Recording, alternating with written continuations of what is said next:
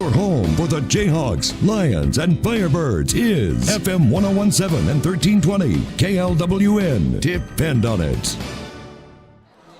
Good evening, ladies and gentlemen. Welcome out to Free State High School. Joel Becker along with Craig Hershiser and Matt Llewellyn roaming the sidelines tonight as we are in our city showdown as the Free State Firebirds taking on the Lawrence High Chesty Lions visiting tonight. Both teams 4-3 as we go into this game tonight. And they took very different paths getting to 4-3 as far as this season is concerned. So, Craig, what do you look for when you're looking ahead for tonight? Well, that's an interesting question because, frankly, I was thinking about that today, and I'm not sure what to look for. Free State's been pretty beat up the last couple of games. I've been told that they look a little bit more like themselves with some of their starters returning. We'll wait and see how that plays out.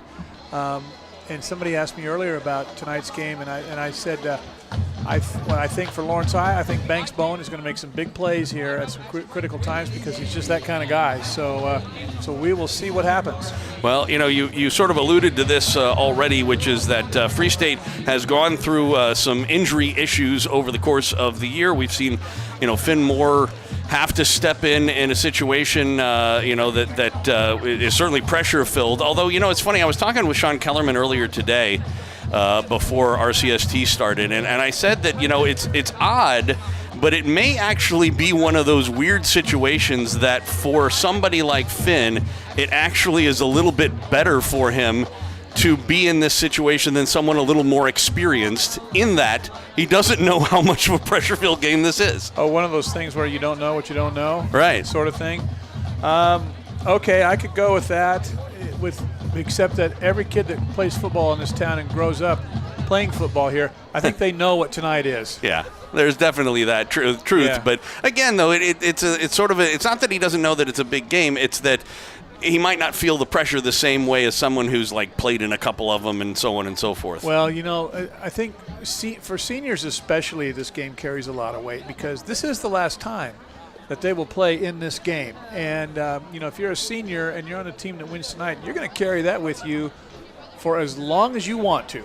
And so, you'll have those bragging rights, so to speak, for as long as you care to exercise them.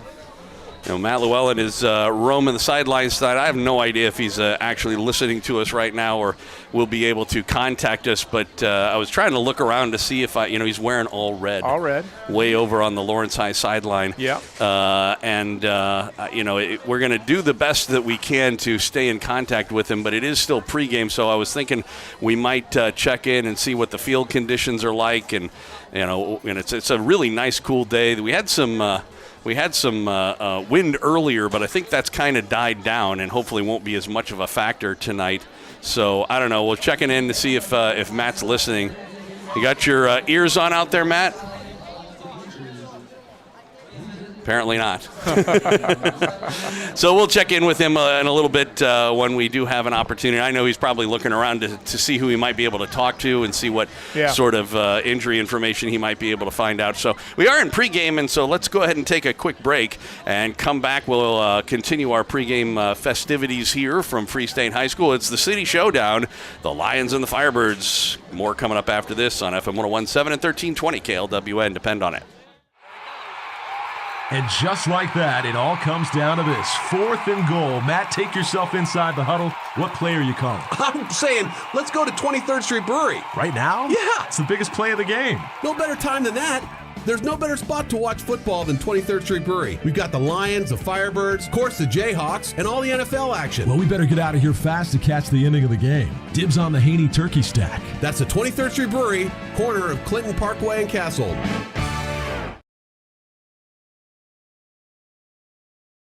Your home for the Jayhawks, Lions, and Firebirds is FM 1017 and 1320 KLWN. Depend on it.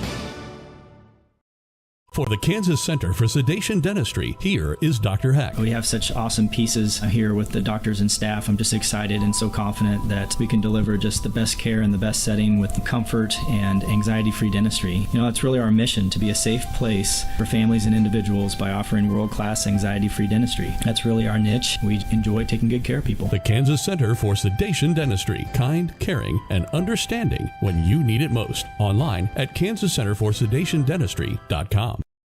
Your home for the Jayhawks, Lions, and Firebirds is FM 1017 and 1320 KLWN. Depend on it. Welcome back out to Free State High School here in Lawrence, Kansas. Joel Becker along with Craig Hirschheiser, and Matt Llewellyn, we hope, is roaming the sideline over on the far side. And certainly we are looking forward to an exciting game as the Firebirds hit the field coming across. And as you were talking about, you know, one of the things about this game, whether it's at Lawrence High or Free State, it's one of those things where probably of all the games of the year, the idea that you're a home team is least important because obviously the other team is going to travel really, really well. The other team travels extremely well. Just look across the field, and those stands opposite us are full of Lawrence High fans. So, and you better get here early, Joel. You know, because it's too late now. Hey, you're going to be parking over at Theater Lawrence if you get here now. Parking is a problem if you're not here by now. It definitely is. So, you know, let's talk a little bit about the two coaches coming into this in terms of, you know, maybe what they're thinking strategy-wise going into a game like today. Well, I think Coach Stewart for Free State I think he's really got to be concerned with the playmaking ability of Banks Bowen. And so I think he's got to make a decision. I'm sure he probably has made a decision. He's either going to try and limit the passing game or he's going to try and limit the running game because you're not going to be able to do both against Lawrence High. So I think that's the kind of decision that he has to make. I'm sure he has made it. I think likewise, you know, I've been saying this all year that the run game is so important for Free State when whether it's, you know, from their tailback position or whether, as in the case with Finn Moore, if he's in the game, the quarterback run game. And Free State has managed to they've thrown out a little different package the last couple of games, a real run-heavy look. And they go with some guys in the backfield that are traditionally not there. So that may happen tonight with that formation, and I wouldn't be surprised, actually, if we see a couple of other plays out of that run-heavy formation that we haven't seen in the last two nights. You know, and for Clint, I think it kind of depends on who's playing quarterback. If Banks Bowen is healthy and playing, then they really have got to, you know, alter their defensive game plan and respect the pass because excuse me, I said Banks Bowen, Boston Baker. If Boston Baker is healthy, they're going to have to really respect the pass because he has grown as a passer over the season, and Free State has a pretty good set of receivers out there, and they do a really nice job of distributing the football in the passing game. So to me, for Lawrence High, I think it kind of depends on who's playing quarterback for Free State in terms of what they do and what their concerns are, and they're going to have to be able to adjust on the fly, depending on, again, who's in. So you're right, obviously, and we'll see. I don't know how close they actually are to, you know, as far as the injury situation with the quarterback. I'm just looking to see that certainly he's not going out there for the coin toss as of now. You would think that he would be if he was getting ready to start. Yeah, you know, we've just heard some loose talk here in the last hour up here in the booth that he may be ready to go, but although they could be keeping it under their belt right now, you know. So one of two things: that's just what I call it, loose talk, or they're keeping it just, you know, very much, as you say, close to the chest, and are waiting until the first offensive possession for Free State. So I do see Matt over on the far sideline. It's amazing how many people are over here that are wearing red. It's kind of hard to necessarily pick them out. How funny. But at any rate, so we'll try and check in with him in a minute as soon as the coin toss is over and we get into the game. But right now they are talking to Lawrence High about the coin toss. They are, of course, the visiting team, so they'll get to call it And Banks Bowen, as you mentioned, is one of the captains for the Lions, and he made the call. They're talking to Lawrence, but it looks to me like Lawrence is picking a direction, so I'm guessing they won the toss and deferred, but we'll see. We'll be getting that information here just a second from now. So, yeah, the Lions did win the toss. They deferred, so we're going to see the Free State offense when we come back. It's the opening kickoff. Right after this, it's the City Showdown, Free State and Lawrence High. And your kickoff coming up right after this on FM 101.7 and 1320 KLWN. Depend on it. At Sigler Pharmacy, your hometown pharmacy strives to make your experience as smooth and simple as possible. Sigler has a wide range of high-quality products and services to meet all your healthcare needs. Ask questions, find the right medical supplies, pick up an over-the-counter product, and of course, fill your prescriptions. Sigler has you covered. Call, click, or stop by any of Sigler's convenient locations to see how Sigler can take care of you. SiglerPharmacy.com. SiglerPharmacy.com. Your home for the Jayhawks, Lions, and Firebirds is FM 101.7 and 1320 KLWN. Depend on it. Welcome back out to Free State High School. Joel Becker, Craig Hershiser, and Matt Llewellyn. It's the Lawrence High Chesty Lions, Free State Firebirds, the City Showdown, as we are going to see Noah Richardson tee the ball up and get things going here. What do you think of the choice to defer and send it to Free State first? It's always a iffy situation. Last week, the Lions fumbled the opening kickoff and literally never recovered from it. Yeah, Free State's return game has been pretty good this year. A lot of times it's set the offense up with shorter fields. So I would have to guess that Coach Bowen is pretty confident with his coverage team and, has a lot of confidence in his kicker as well. So Richardson with the ball teed up at the 40-yard line, middle of the field, and we are underway with the City Showdown. It's actually a high kick toward the sideline, fielded at about the 7-yard line, maybe the 8 up the right side, and hit and tackled right around the 20-yard line. So not especially good field position as things get started here for the Firebirds. Interesting choice there to actually field that ball. I think it might have gone out of bounds and they would have had pretty good field position. Yeah, that's always kind of a tough call to make over there. But you got to like the directional kicking there that Lawrence High used. Keep it close to the sideline, cut that return down by 2/3 of the width of the field, and worked out pretty well with Free State just taking over on the 20. Well, Boston Baker, as you mentioned, is actually out there to start this game. So a bit of a surprise and a certainly welcome one for Firebird fans as they come out in the pistol formation for this 1st and 10 play from their own 21-yard line. Baker will move his running back to his right now, man in motion on the 1st and 10 play. Oh, it's a high snap and a handoff up the middle, maybe 2 yards on the play. And so that will be a pickup for Noah Simpson. So that puts 2 starters in the backfield.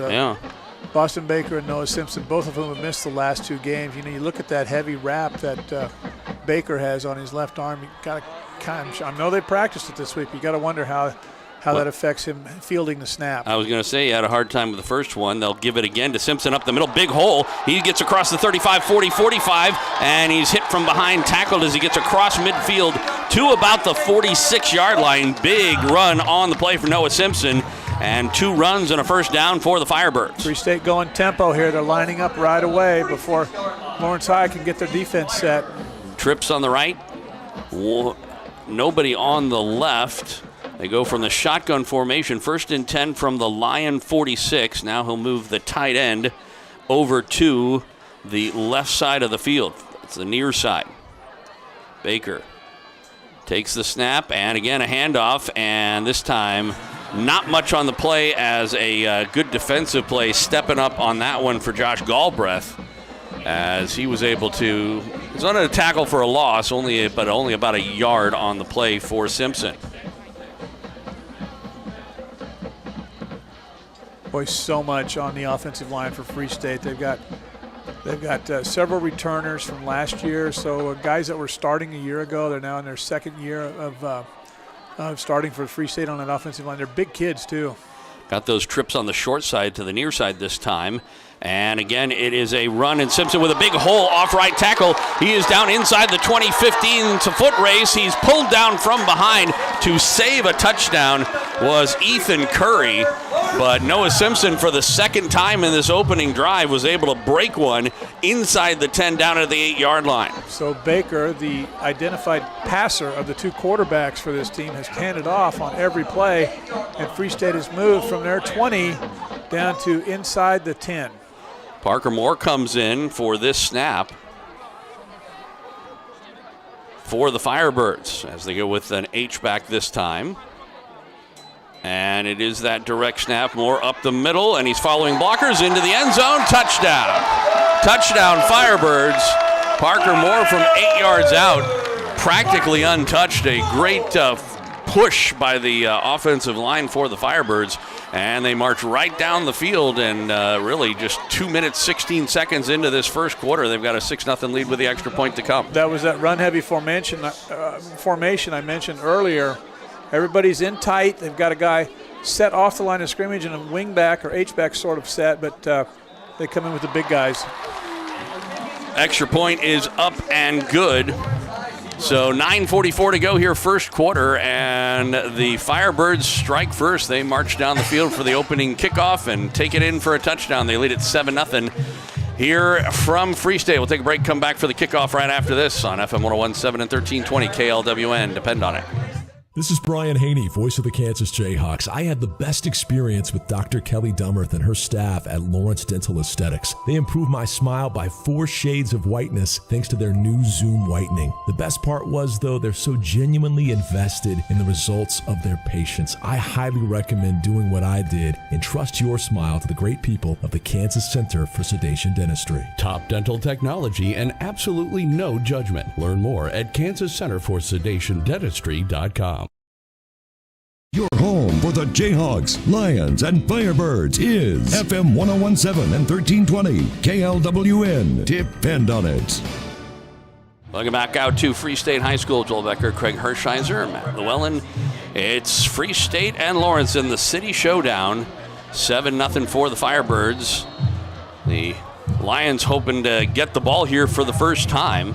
Already trailing 7-0. The kick from the 40-yard line is high and deep. Will go into the end zone for a touchback. That's a nice kick there by, is it Iskandrani? That's Yusef Ishkandrani. That's been his pattern the entire season. He kicks the ball to the goal line or deeper. Usually the opposition takes over on their own 20. Well, it was a pretty impressive drive for the Firebirds there. They started on their own 21, so a 79-yard drive. Took about 5 plays, and all on the ground. Yeah, I mentioned so much is on that offensive line, and boy, did they come through tonight on that first drive. Banks Bowen for the Lions to touch the ball for the first time. He's in a pistol formation. Taj Edwards behind him. Man in motion is Becker. And it's a give. Big hole up the middle, and Taj Edwards, he was offended as he got to the 33-yard line. Forward to the 34, but a pickup of 14, and so apparently both teams can run the football pretty good to start off with. Well, that's really nice blocking by that Lawrence High offensive line. I don't think, was that Taj? Yeah. Yeah, I don't think he was touched until he got to linebacker level. Not at all, and they give it to Taj again. This time he was met right as he got to the line of scrimmage, so no gain on the play. Cut his average in half. And it will be 2nd down and 10. As that time the defensive line of the Free State Firebirds were able to get a little better contained. Like you said, they could have driven a Mack truck through that first hole up the middle. Yeah, it was huge. So it'll be 2nd and 10. Shotgun formation. They've got twins on the right. And one man, that's Jackson Becker, on the left. And a wide receiver screen. It's Galbraith who makes the catch and goes forward to about the 38. It's a pickup of 4, but it's going to set up a 3rd down and 6. And so for the first time in the game, one of these two teams has got a conversion. Yeah, and so really not the kind of down and distance you want on your own side of the 40. But, again, we know Bowen has a good arm. We know he has the ability to make plays with his legs. So We will see what comes up here. They're calling out the play right now at the line of scrimmage. Twins on the left, one man on the right, H-back on the right side as well from the shotgun. Bowen back to throw. He's looking to his left, got time, now he pulls over to the right, running toward the sideline. He'll step up, broke one tackle, but he's hit as he get across and knocked back down. Hard hit on the play. It'll go down as a loss of maybe a yard or two back toward, well, they're giving him the 37, I think. That's still a loss of a yard, and it'll set up a fourth down in a punting situation, a 3 and out for the Lions. Free State did a really nice job there of keeping Bowen contained. Yeah, coverage sack, obviously. You'll notice that the pass rushers did not get beyond any further than what he was, so and he really didn't have much of a lane to get to. Bowen does the punting for the Lions, a line drive, not a great punt, but it took a good Lawrence high bounce. It's fielded on a bounce and hit at about the 29 is Simpson. Pretty good return to the 29-yard line, and so that's where the Firebirds will get their second opportunity. I believe we have made contact with Matt Llewellyn over on the sideline, so we're going to try and check in with him. How are the field conditions down there, Matt?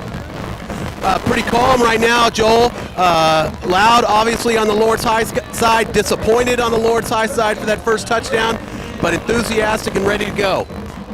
All right, we'll keep checking in with Matt as he has things to tell us over the course of the game. So once again, bit of a surprise. Boston Baker getting the start for the Firebirds after a relatively long injury. What was he out, about a month and a half almost? Give to Simpson. He hasn't actually tried to throw the ball yet, Baker, I should say, as this good for maybe a yard and a half across the 32, about the 31. Yeah, I think Baker's missed maybe like 3 weeks. The 3? Yeah, something like Felt that. like 4, but I could be wrong. Yeah.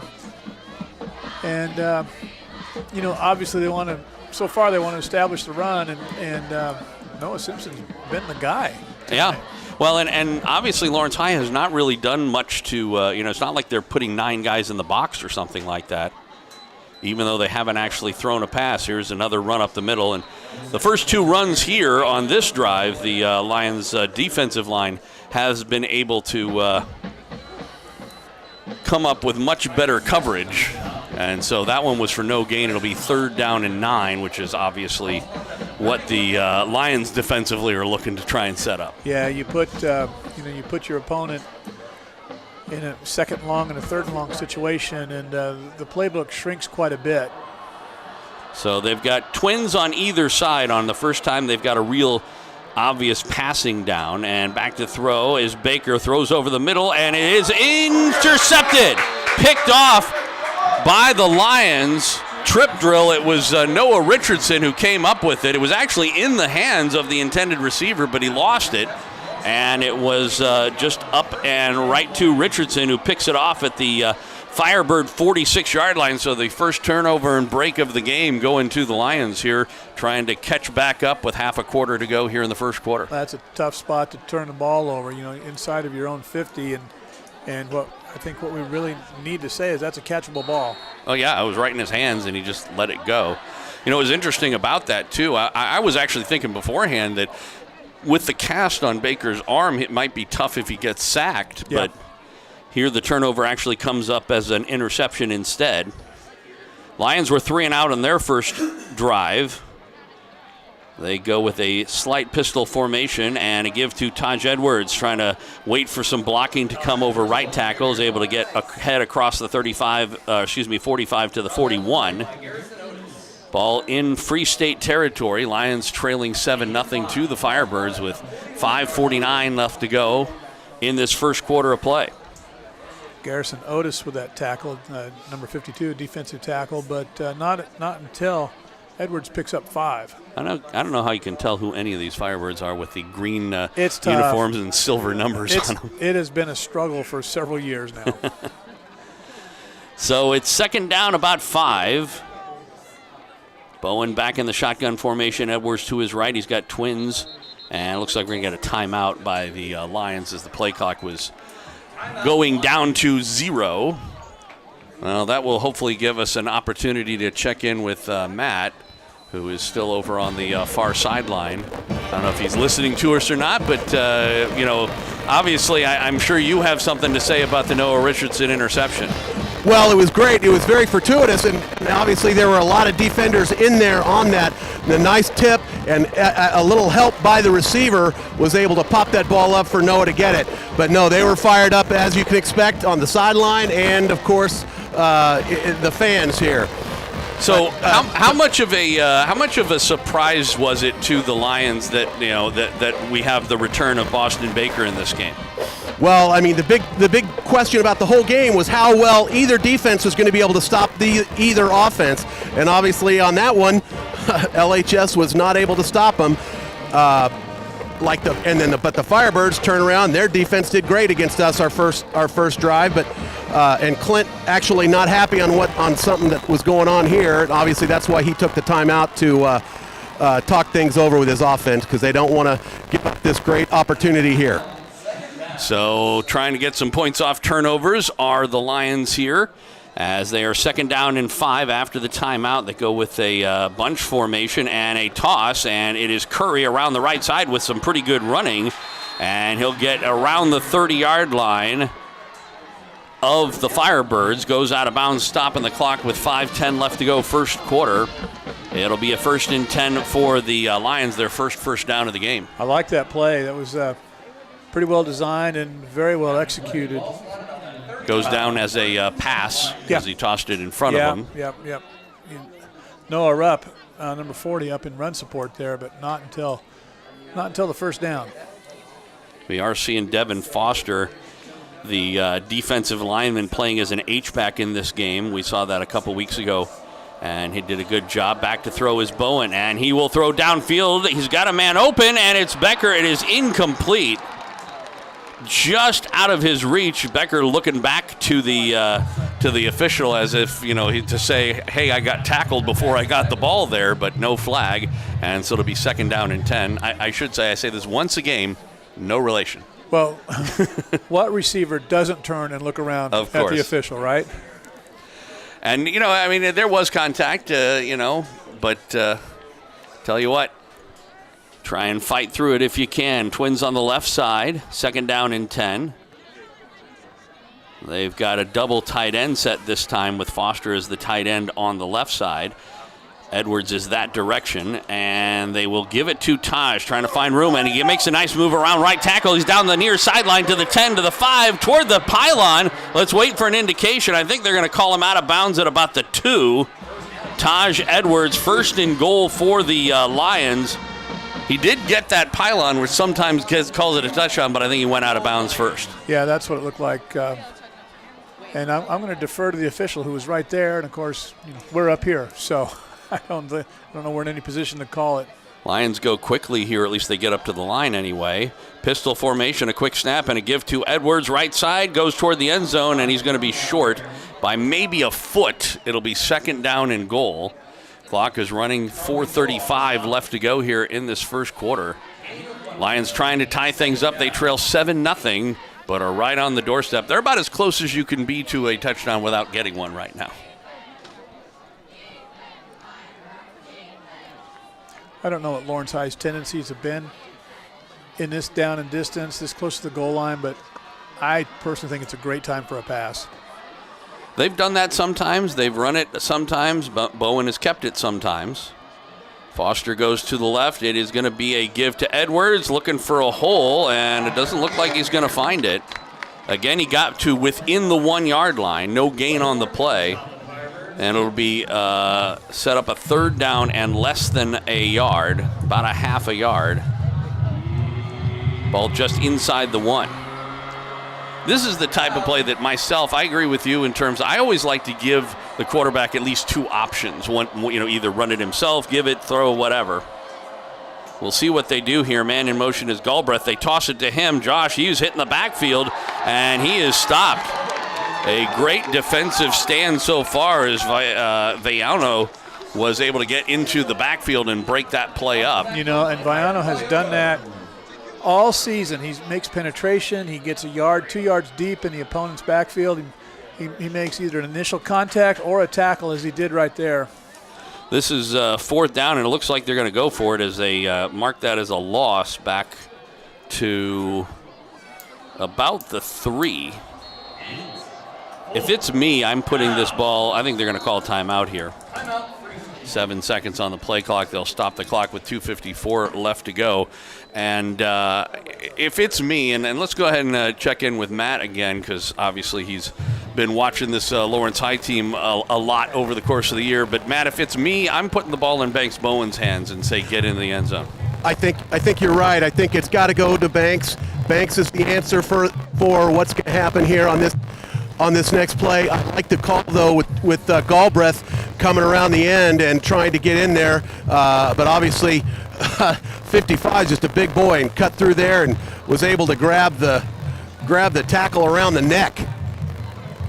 So, Craig, I would put the ball in Bowen's hand, but I would also try and give him, potential target in the end zone as well, so he could either run it or maybe make a quick toss. Well, you've got that athletic quarterback, so yeah, roll him out a little bit, get his feet moving, give him an option. Maybe he can get it in himself, but yeah, definitely get a couple guys into the end zone and present themselves as targets for a touchdown pass.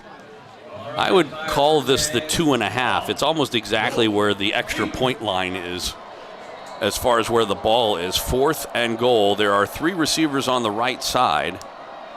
They're spread out. Edwards is in the backfield, and now Bexer in motion. It is going to be Bowen, and he was able to sidestep one man into the end zone. Touchdown. Touchdown, Lions. Pretty much the way we drew it up is Banks Bowen just took it himself. He did have the option of giving it to either Becker, but he ended up being, Becker and Edwards ended up being lead blockers for him. Yeah, he followed the motion, man, and Free State made penetration, but I think Bowen gave him a little bit of a stiff arm and was able to bounce around to the outside, and Free State couldn't contain the edge. So now we're just on the verge of tying this game up. Yeah, when it first happened, I thought they might get to him, but his athleticism won out the day as it turned out. Noah Richardson for the extra point to tie things up. Snap back, ball down, kick up, high, long, and it is good. 2:49 to go here in the first quarter, and each team has found the end zone. 7-7 is our score. Kickoff coming to the Firebirds when we come back here on FM 101.7 and 1320 KLWN. Depend on it. What's up, friends? I'm Sean Kellerman. And I'm Daniel Courtwright. Can't get enough of the Jayhawks? Tune in to Rock Chalk Sports Talk every weekday afternoon from 3 to 6. We'll give you the latest and greatest on all things Kansas, including KU football and basketball and more, as well as everything else you'd ever want to hear in the world of sports in Lawrence. Missed the show? Check out the Best of RCSD podcasts anywhere you get your podcasts to catch up on all things KU related. Rock Chalk Sports Talk, your only KU-centric radio show. Every weekday afternoon from 3 to 6, right here on KLWN. 1320 KLWN Lawrence and FM 101.7 K269 GP Lawrence. Depend on it. Welcome back out to Free State High School. Joel Becker, Craig Hershiser, and Matt Llewellyn roaming the far sideline as the Free State Firebirds hosting the Lawrence High Chesty Lions in the City Showdown for 2024. Class 6A, we haven't talked much about the import of this game. 2 teams 4-3. There's a glut of teams at 4-3, one team at 3-4, and a couple of 5-2s that, one of these 2 teams obviously is going to have a 500 record. The other one is going to be toward the top part of the bracket. And doesn't that just speak to the level of competition in the Sunflower League? It certainly does at that. Richardson's kick is short on the ground, and it's fielded about the 14, trying to go across the field. A nice open field tackle on the play to knock him down, as that was Braylon Preston on the return, and Caleb Wingert made the tackle. So actually, this is oddly enough the best starting field position of the day for the Firebirds, starting from their own 24-yard line. They were marched right down the field, 5 plays, 79 yards on their first initial drive to score their touchdown, and then ended up throwing an interception the last time out. So 7 points off interceptions for the Lions. Boston Baker, surprise starter at quarterback. He'll toss one near side. It is caught by Simpson on a nice little wheel route there. He'll get 16 yards, maybe let's call it 12 yards on the play, up to the 36-yard line. That'll be 1st and 10 for the Firebirds. So I would think that, they'll get Baker in some timing timing patterns where he can get rid of the ball quickly and in pretty secure spots on the field, just to kind of get his confidence going a little bit after sitting out this many weeks. Yeah, acclimated to playing again. Does a good job fielding that high snap. Gave it to Simpson, who goes off right tackle for about 3 yards to the 39-yard line. It'll be 2nd down and 7 from there. As we talked about before, those of you who are watching this game over at klwn.com can see that he's got a big, huge cast on his left hand, and we were wondering whether or not he'll be able to easily field the ball. And he had trouble on the very first snap, but since then he's actually been very good with it. Yeah, there's a lot of responsibility on the center there to get him the ball in a good position. Pistol formation, Twins on the left and one man on the right. Now he'll move Simpson to his left. Also a bit of a surprise starter as well. And play action, he'll throw down far side. He's got a man wide open. It is caught at the 30, down to the 20. A shoestring tackle to save the touchdown as the first big pass play of the game. And that will go to Braylon Preston. I was trying to see who it was who tackled him from behind. I think that was Adric Webb. And that did save a touchdown, but it's going to put the ball on the 20-yard line, 1st and 10 for the Firebirds. Matt, did you see who that was? Was it Adric? No, we don't have Matt right now. If you'll allow me, I'm going to retract my previous statement about timing patterns and letting him get into a rhythm. He did a good job on that one for certain. And it's a direct snap on this play, and no gain. As once again, as they've been bringing Parker Moore in, pretty much all season long as sort of a change of pace, whether it was Finn or Boston in the game. Yeah, and you would think that heavy formation would be inside the 10, but Coach Stewart's has not bothered lining up further downfield than that in order for that run heavy package to go to work. Inside a minute here in the first quarter, tied up at 7. Moore is still in as quarterback, or if you might call that a wildcat in this sort of a situation. On 2nd down and 10, high snap, he gets over his head, and he will fall on it, but way back at the 34-yard line. And it's going to set up, that's a loss of 14. It's going to set, I think they're going to give him, let's see what kind of progress, if any, they gave him. Now it's 34 is where they're putting the ball down, so it's going to set up a 3rd down and 24 yards. And we'll find out what happens when we come back for the second quarter of play. 12 minutes of football in the books here at Free State High School. Haven't solved anything so far. Each team with a touchdown. 7-7 is our score. Second quarter right around the corner here on FM 101.7 and 1320 KLWN. Depend on it.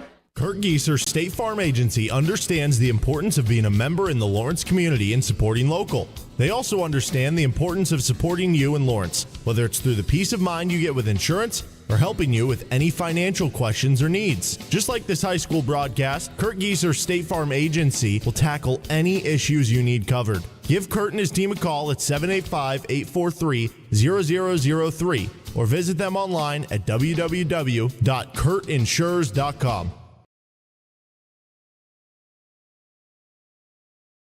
Your home for the Jayhawks, Lions, and Firebirds is FM 101.7 and 1320 KLWN. Depend on it. Welcome back out to Free State High School. Joel Becker and Craig Hirschheiser as the Lawrence High Chesty Lions Free State Firebirds knotted up at 7. It's a 3rd and very long play. We'll try and check in with Matt Llewellyn again in a little bit when we have an opportunity. 3rd and 24. Not a whole lot of plays in the playbook for 3rd and 24, although Boston Baker has shown he can certainly make that kind of a throw. Yeah, he's got an arm, but I would think that you're looking for something to get you in better field position and then for a field goal, and then maybe your receiver can break it. Back to throw he goes, getting a rush. He throws near, or far side, I should say. It's caught on the wide receiver screen, but not going to be anywhere near enough for a 1st down. Interestingly, they were in a situation that might have been a 2-down territory if they could have gotten maybe half the yards. Yeah. But here, with it being 4th and well over 15 yards to go, it appears they're going to try a very long field goal. Now that play to Preston has gone for big yardage throughout the season. Yeah, they did a good job of sniffing that out, did the Lawrence High defense. Yeah, the blocking out there on the perimeter just wasn't there. So we'll see what Ishkandrani has here. This is a 50-yard field goal attempt. It's within his range. They put it down. The kick is up. It is high. Is it going to be long enough? And it is good. Wow. Just cleared the upright by about maybe a yard. And a great job by Yusuf Ishkandrani to give the Firebirds back the lead. They lead it 10-7 over the Lions here in the City Showdown. We'll take a break, come back with the kickoff coming up right after this on FM 101.7 and 1320 KLWN. Depend on it. Get your home back to pristine condition with Rainbow Restoration of Northeast Kansas. With the kids back in school, it's the perfect time for carpet cleaning. Our IICRC certified experts ensure your carpets and upholstery are free from germs and grime. Download the Neighborly app or call Rainbow Restoration at 785-371-2400 to easily connect with us and schedule your service today. Rainbow Restoration of Northeast Kansas, because it's not done until it's done right. Your home for the Jayhawks, Lions, and Firebirds is FM 101.7 and 1320 KLWN. Depend on it. Welcome back out to Free State High School. Joel Becker, Craig Hershiser, Matt Llewellyn. It is 10-7. Free State on top of Lawrence High in the City Showdown after a 50-yard field goal by Yusuf Ishkandrani, who, well, I was going to say made it look easy, but he did just barely clear it. Yeah, but you don't see a lot of 50-yarders on a high school Not game. for a high school, and his kickoff will go easily out the back of the end zone. That hit about 9 yards deep. I don't know, can we try checking in with Matt again on the far sideline? Pretty impressive kick, huh? Well, I mean, it was, but he didn't make it. Or, I mean, if there was any wind whatsoever, that wouldn't have gone in. You should have gone. I mean, you're over here on the sideline. You should have gone all the way back there and blew. I didn't want to yell at him because I do feel like I'm doing a job right now, and I need to try to be professional. Okay. Well, that would be different.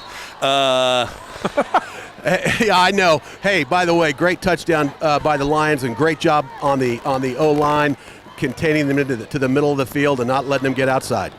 First and 10 from the 20-yard line for Lawrence High. And Banks Bowen on play action is back to throw. Throws it near our far side, I should say, for Curry, who spins out of one tackle, gets up the far side across the 25 to about the 27. And so that'll be a pickup of 7 on the swing pass. And actually, they gave him all the way to the 31, so excuse me, that's a pickup of 11. And it'll be first and 10 for the Lions. That's a play we really haven't seen much throughout this season. Bowen trying to get things settled down here as he sends 3 receivers out on the near side. Pistol formation with Edwards behind him. Now a man in motion. And I think we're going to get a timeout because the play clock was getting down. Let's see what this is. Actually, they're calling it a false start on the Lions, so that'll cost them 5 yards. And, you know, one thing we haven't really talked about much, Craig, is the fact that, you know, games like this oftentimes do come down to who makes the most mistakes. Yes. Yeah, you penalize yourself out of good situations or into bad ones. You know, a little 5-yarder can't be too damaging right now. On the quarterback draw, this is Banks Bowen trying to get to the outside. He'll go out of bounds and picks up the penalty yards plus about 3 or 4 more up to the 34-yard line. That'll be a pickup of 3, and it'll set up a second down and 7. So we've seen the Firebirds make a couple of mistakes. There was the interception. Yeah. There was the high snap that went over the head of the quarterback at the time, Parker Moore.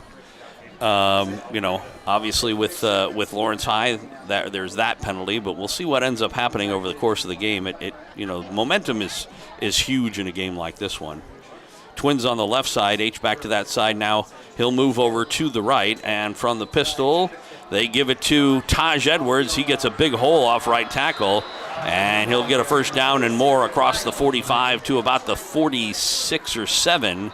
It'll be first and 10 Lions, and we get whistles. Let's see what the official is going to talk about here. It's a little sideline warning on Free State. So clock stopped for the moment with 10-11 left to go in the first half.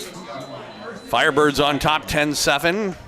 Lions trying to get a drive going here. They've got the ball 1st and 10 from their own 46.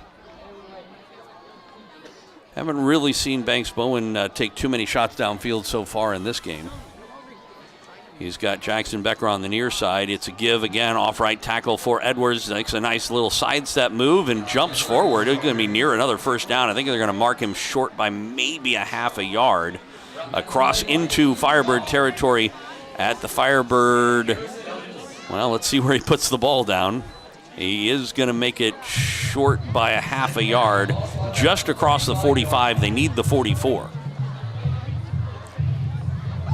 Lawrence High's offensive line doing an excellent job on this drive. On the one pass, I think that Lawrence High has thrown, Bowen had all kinds of time. And then on these run plays, Taj Edwards can pretty much pick his spots. They've been very patient as well. Bowen will throw on the far side. It is caught and breaking one tackle, getting inside the 40 to maybe the 37 before being pushed backwards is Curry again.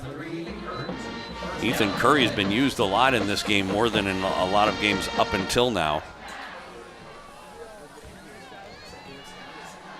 So it'll set up another first down for the Lions in Firebird territory at the 37.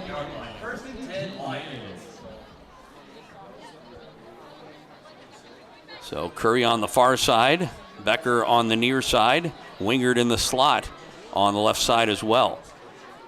Slight pistol for Edwards. Back to throw is Bowen. He'll throw over the middle and incomplete. Then Wingard was hit after, and we're going to get a late flag. So that one is going to end up costing, as Ethan Prescott gave him a hit after the play was pretty much over. So I imagine they'll call this unnecessary roughness. Checking in with Matt Llewellyn right now for just a second. Ethan Curry would appear to be taking the spot of Kayvon Price over on the far side. Am I right about that? You're absolutely right. As Kayvon is out for the game, I believe he maybe had done a couple things last week that coaches didn't like and felt like they needed to discipline him a little bit. So, like I said, we had seen we're seeing a lot more of Ethan in this game than we have in previous game. That's probably why. So 1st and 10 after the penalty. The ball goes down to the 28-yard line. From the shotgun, Bowen throws far side. He's got a man. It's caught. It's Edwards. He'll get to just about the 20. They're just outside the red zone. It'll set up a second down from there. Second and let's call it 6, a long 6 or a short 7. 8.5 minutes left to go in the first half. Firebirds still on top in this one, 10-7, but the Lions possibly in field goal range. I don't know. Driving down the field just outside the red zone. They've got Twins on the left side. Edwards moves back into the pistol behind Bowen. On second down. Takes the snap and gives it to Edwards. Looking for the right side. Now cuts toward the middle. Pushes the pile forward. He's being pushed from behind. He'll get inside the 15 down to about the 11. It'll be good for another first down. And as we were talking about before, Craig, I mean, just really good patient running by Taj Edwards. He's waiting for those holes to open and then finding them. Yeah, and again, a good job by the line. He got into that spot, and it's a good surge by the offensive line. He picked up, 4 more yards after contact? Yeah, he did, and being helped along by those big offensive linemen pushing him from behind. Got a triple bunch over on the left side this time. One man to the right, back to throw his Bowen. He was looking that way, will throw toward the end zone, and it is caught.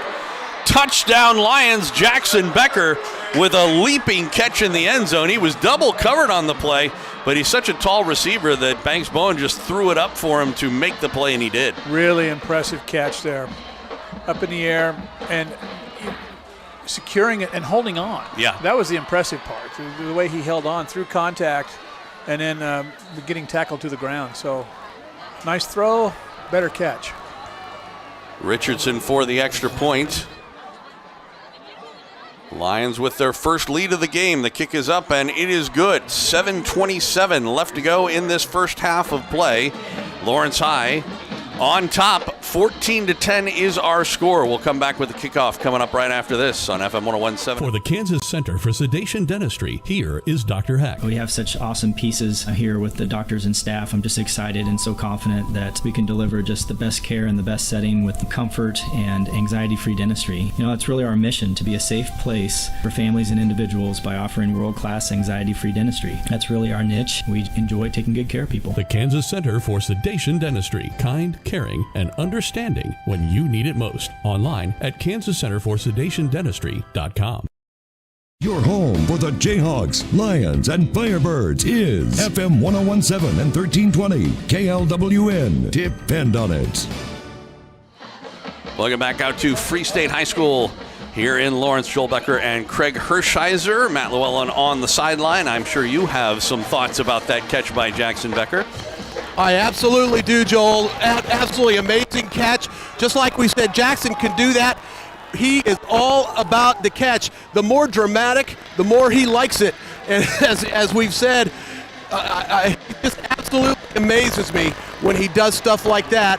That is Jackson Becker through and through, and he was due. But I love what Taj Edwards is doing. He is holding on to that ball for dear life, not letting that get away from him at all. Richardson's kick is going to come down about the 7-yard line, right on the left hash mark, trying to come to the near side, and a nice open field tackle. Well, I thought for sure that Preston was going to break that tackle and get some more yards, but he managed to take him down. And so still, though, again, the best field position of the game, starting field position for the Firebirds at their own 25. Braylon Preston hasn't shown it yet tonight, but throughout the season he's been one of their big play guys, Joel. They get it to him in the pass game. They get it to him on reverses, design running plays from his wide receiver position. He's got the speed, and like you noted there, he's got the ability to break it. So 1st and 10 from their own 25 for the Firebirds, trailing for the first time in the game. They go pistol, and now they move Simpson to the left of Baker, who throws on the near side. It's caught, breaks the tackle, but going out of bounds on the play was Blanchard. Makes his first catch. It'll be good for, I think, about 7 yards or maybe 8. It'll set up a second down and short. Let's call it 7, 2nd and 3. Been a back and forth game so far. If nothing else, it's entertaining for all these fans out here, and hopefully for you at home as well. You know, I think it's been a well-played high school football game. Twins on the left, one man on the right. Shotgun formation. Baker, and the ball up in the air. Baker catches it himself and goes down for what ends up being a loss of a yard. Wow. Yeah. A little spooky when the ball goes up in the air like that, doesn't it? And so it'll be, I guess that goes down as a completed pass for -1 yard. Boston Baker to himself. That doesn't happen every game. No. I'm not sure what that does to your passer rating either. Can't be good. 3rd and kind of a medium here, 3rd and 5. They go with everybody in tight on this one. And is going to be a direct snap and then a give. Oh, a great penetration into the backfield. That time by Jahir Johnson. Yeah, nice play. That broke that play up, and it's going to set up a punting situation. Matt?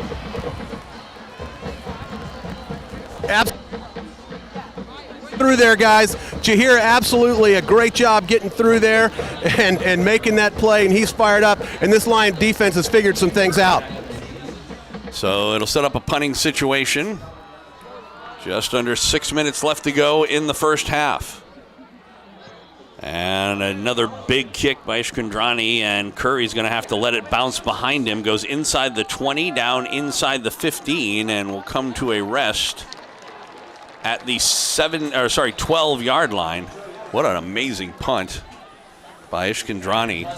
He can flip the field. Yeah, it really did on that one. Yeah. And so not good field position for the Lions starting off on this particular drive, but they had a pretty impressive drive last time offensively. They did. And, you talked about, the balance of the game swinging on certain plays. And so for Free State, you've got the interception, which set up the short field for Lawrence High. You got the personal foul against Free State, which advanced the ball into scoring position. And prior to that, you got the bad snap, which took Free State out of good field position. So a little mistake prone so far for Free State, and it has paid off for Lawrence High.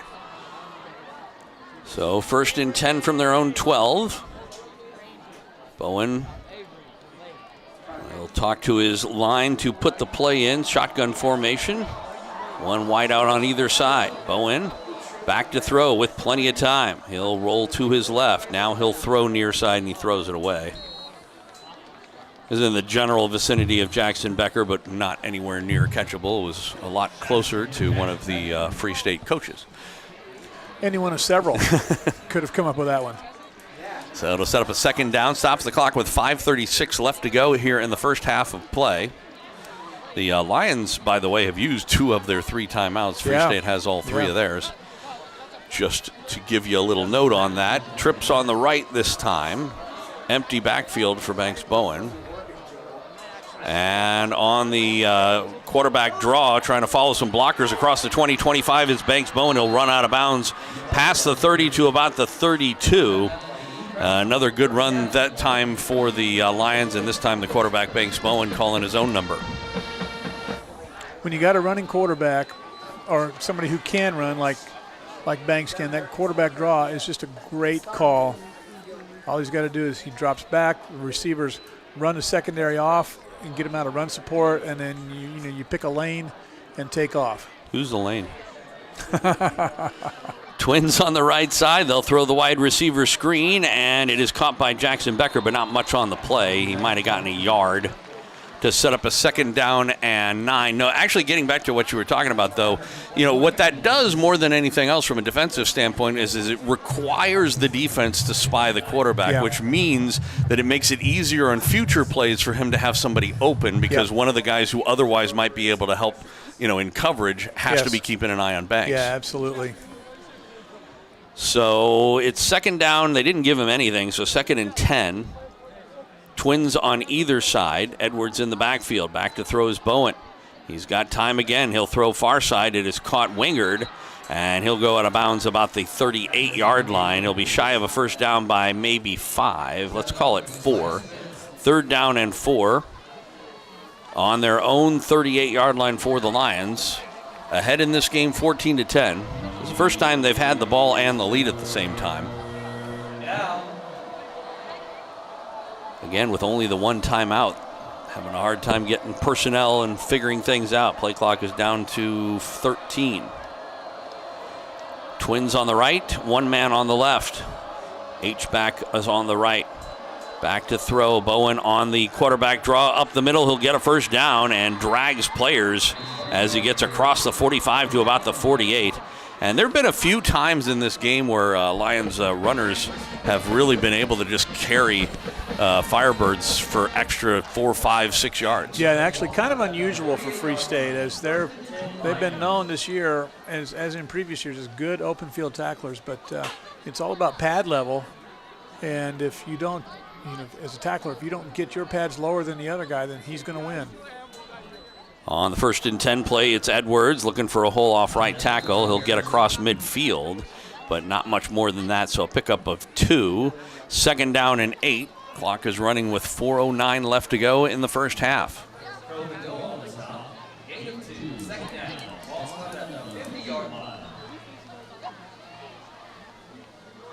Obviously, the Lions would love to have a sustained drive here that ends in points and ends the first half. They do get the ball coming out in the second half as well. Yep. So that works out perfectly for how Clint managed the opening kick. And the toss to Jackson Becker on the end around goes to the far side. He'll get forced out of bounds near the 45. I think they're going to put it down about the 46. It'll set up a 3rd down and somewhat long, 3rd and about 5.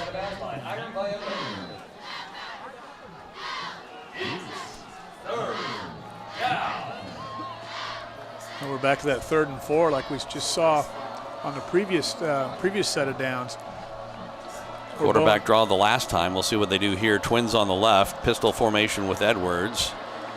Boy, Bowen almost got the Firebirds to jump, but they'll change the play up. Becker seems to be confused as to what he's supposed to do.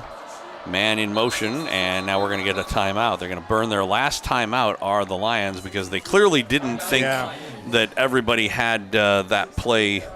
They knew what exactly they were going to do. I thought Banks actually took a half step back as if he was expecting the snap. Yeah. So it was really off. Yeah, they clearly didn't know what was going on. Yeah. Well, we got a minute. I'm not sure. Can we check in with Matt? I can see him on the sideline. Yeah, guys.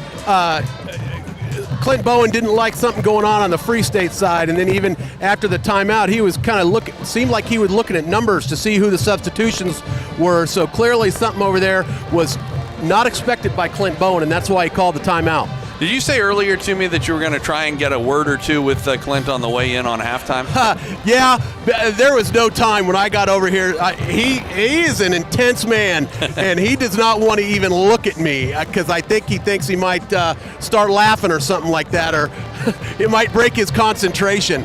So I doubt very highly I'm going to get a word in, but I will try. Okay. I do know I want to get the cheerleaders to talk because the Spirit Squad was very excited when I said I want to get you guys on the radio. So. All right. Well, Craig does have a guest for halftime, but we'll also see if we can't check in with you. That'd be great. When we do have an opportunity. Right now, coming out of the timeout, 3:40 left to go in the second quarter. Lawrence High leading Free State 14-10 at the moment. It's a third down and about 4.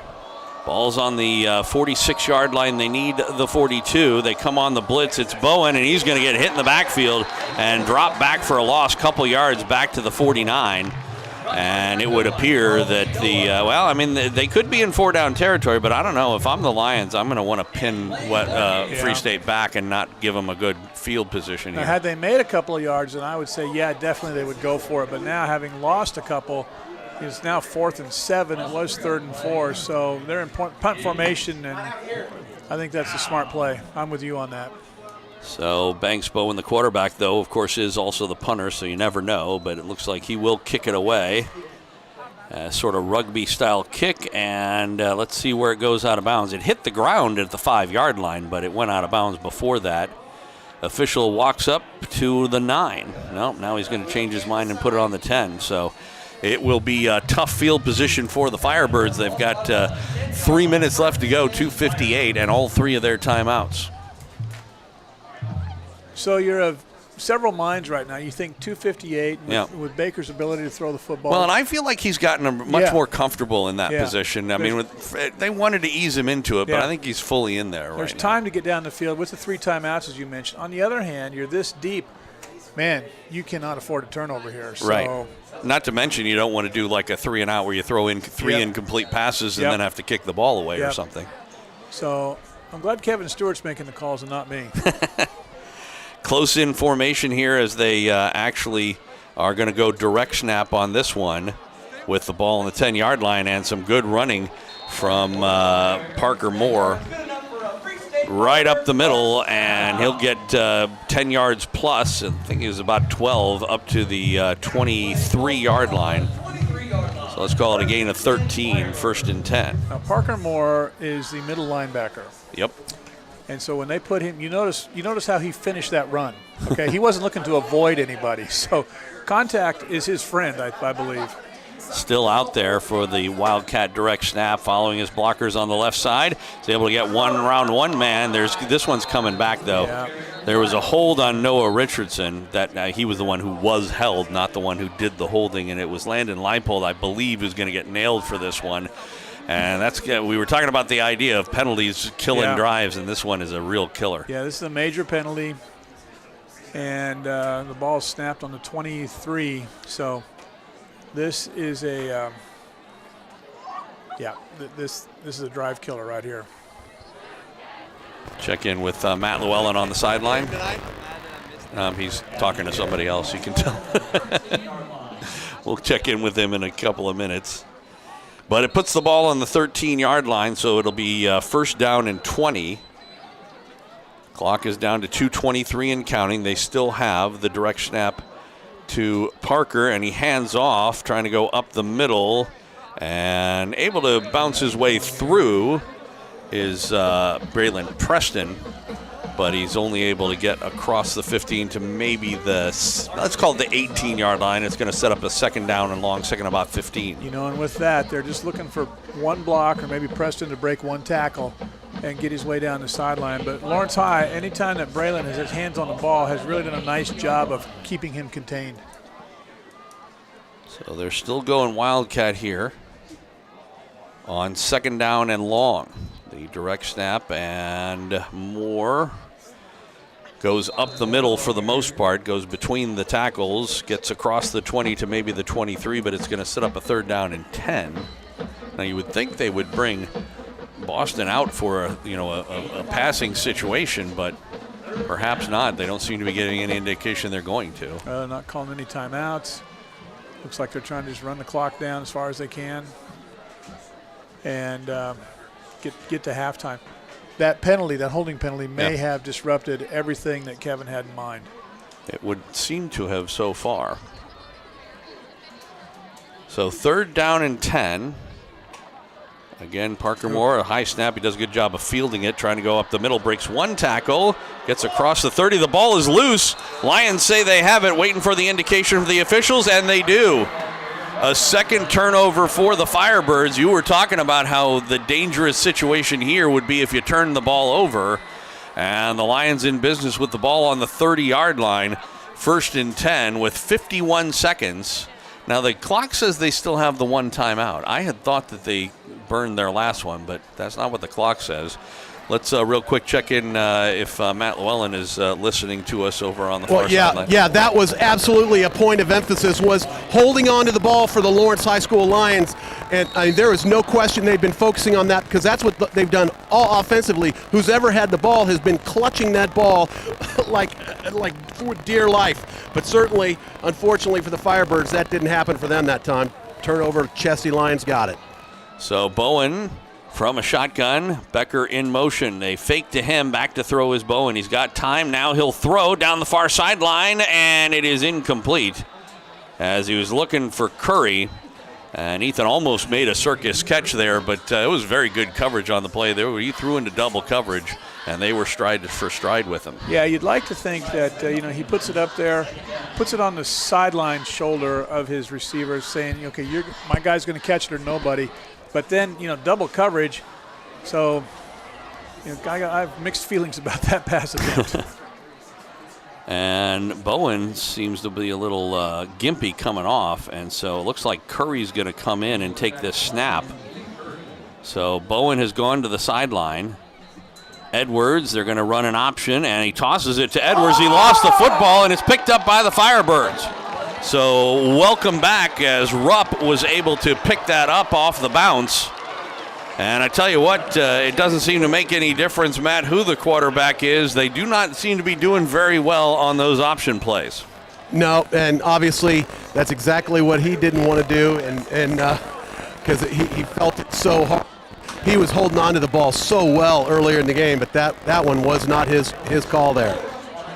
So Craig, that's the first big break and momentum for the Firebirds in this game with 41 seconds to go in the half. And with the ball on the 32.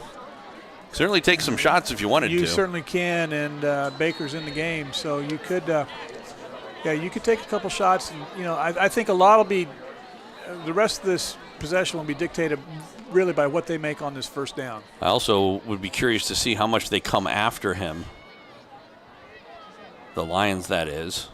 It's just a four down lineman. Yep. But they are throwing. They throw over the middle, and it is caught, breaking one tackle, and then going out of bounds on the play, as that was Brittingham making his first catch of the game, and he also did a good job breaking a tackle. Maybe most importantly, he got out of bounds to stop that clock. Brittingham can break it. I mean, he's got a little speed to him, so looked like a little bit of a screen as the linebackers were back deep in pass coverage. The cornerbacks were back deep, and only the four down linemen rushing the quarterback. Yeah, there's only 5 guys blocking on the other hand, as they do come in toward him, throwing near side. It is caught by Simpson, and he was tackled immediately. They say he went out of bounds. They stopped the clock. Oh, no, there was just a timeout. So he was inbounds, but the Firebirds did call timeout, stopping the clock with 24 seconds left to go. The down is now third down. With the ball on the 35, they need to get to the 42. So it's third and about 7. Firebirds trailing 14-10 here. 24 seconds to go in the half.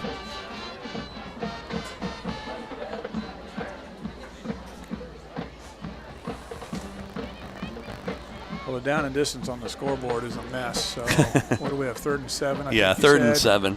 So the ball, like I said, is on the 35. They need to get to the 42, so that's, my math is good. Yep. I know they told me in high school I would never have to use this, but I calculate 7 yards. So you were paying attention during math class. Well done, well done. So Firebirds come out after the timeout with twins on either side, pistol formation. Now Simpson will go to Baker's left, man in motion, back to throw. Baker trying to set up a screen and incomplete. Oh boy. That was right there for Simpson. He had a lot of green grass in front of him, or technically green plastic turf in front of him, and he just dropped it. So you know what happened there. It was he was starting to run before finishing the catch. Take your eyes off the ball before you have it secured. Yep. So yep. Looks like a punting situation. This is a time where having a guy like Ishkandrani really comes in handy, because you're not handing the other team good field position with 20 seconds. But it's a low snap, and he will kick it away. Doesn't get much of a kick this time. It will bounce out of bounds at the 35 or so. We'll see where they mark it. Did a good job of fielding the low snap and getting it off. Didn't have anything blocked, but 13 seconds left to go.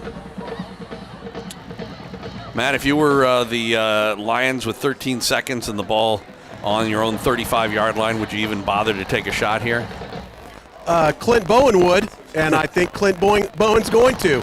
At least one. I mean, they're definitely not going to kneel down. Yeah. I don't know. If it were me, I might just hand the ball off and see what happens, but we'll see. It is Banks Bowen coming back out. As we mentioned, he was gimpy on that last play that caused the turnover. So he's back in. I don't know if they taped something up or not. Back to throw he is with time. Standing in the pocket. He will throw down, and it's intended for Galbraith. Incomplete.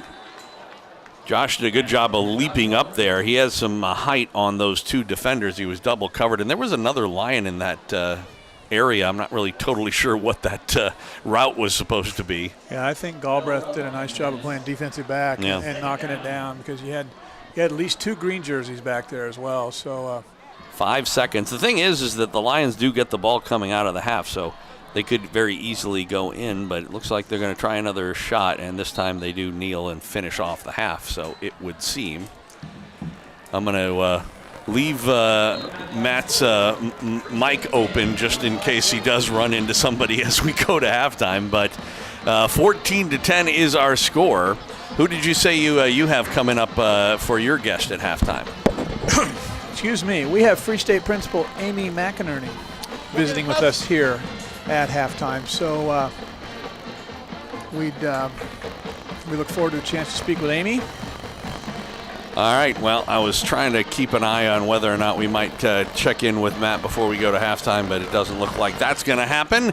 14-10 is our score. So we'll take a break and come back with Craig and Amy when we come back here at halftime. 14-10 Lions over the Firebirds. It's the City Showdown here on FM 101.7 and 1320 KLWN. Depend on it.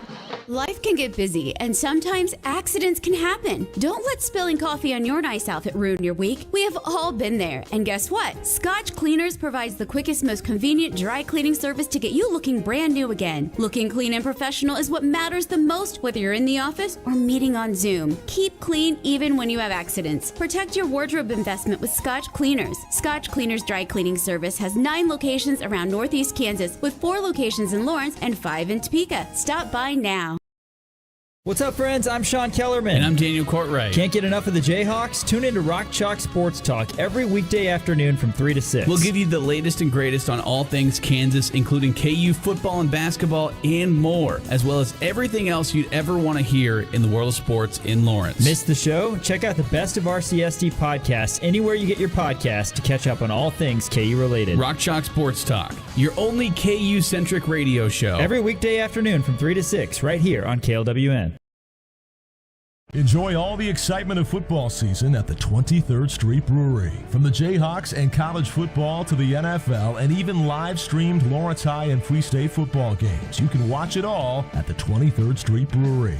Enjoy the games with your favorite menu item like the Bill Self Mac and Cheese, Naked Nachos, or the Haney Turkey Stack. And wash it all down with your favorite beer like a Wave the Wheat or Crimson Fog.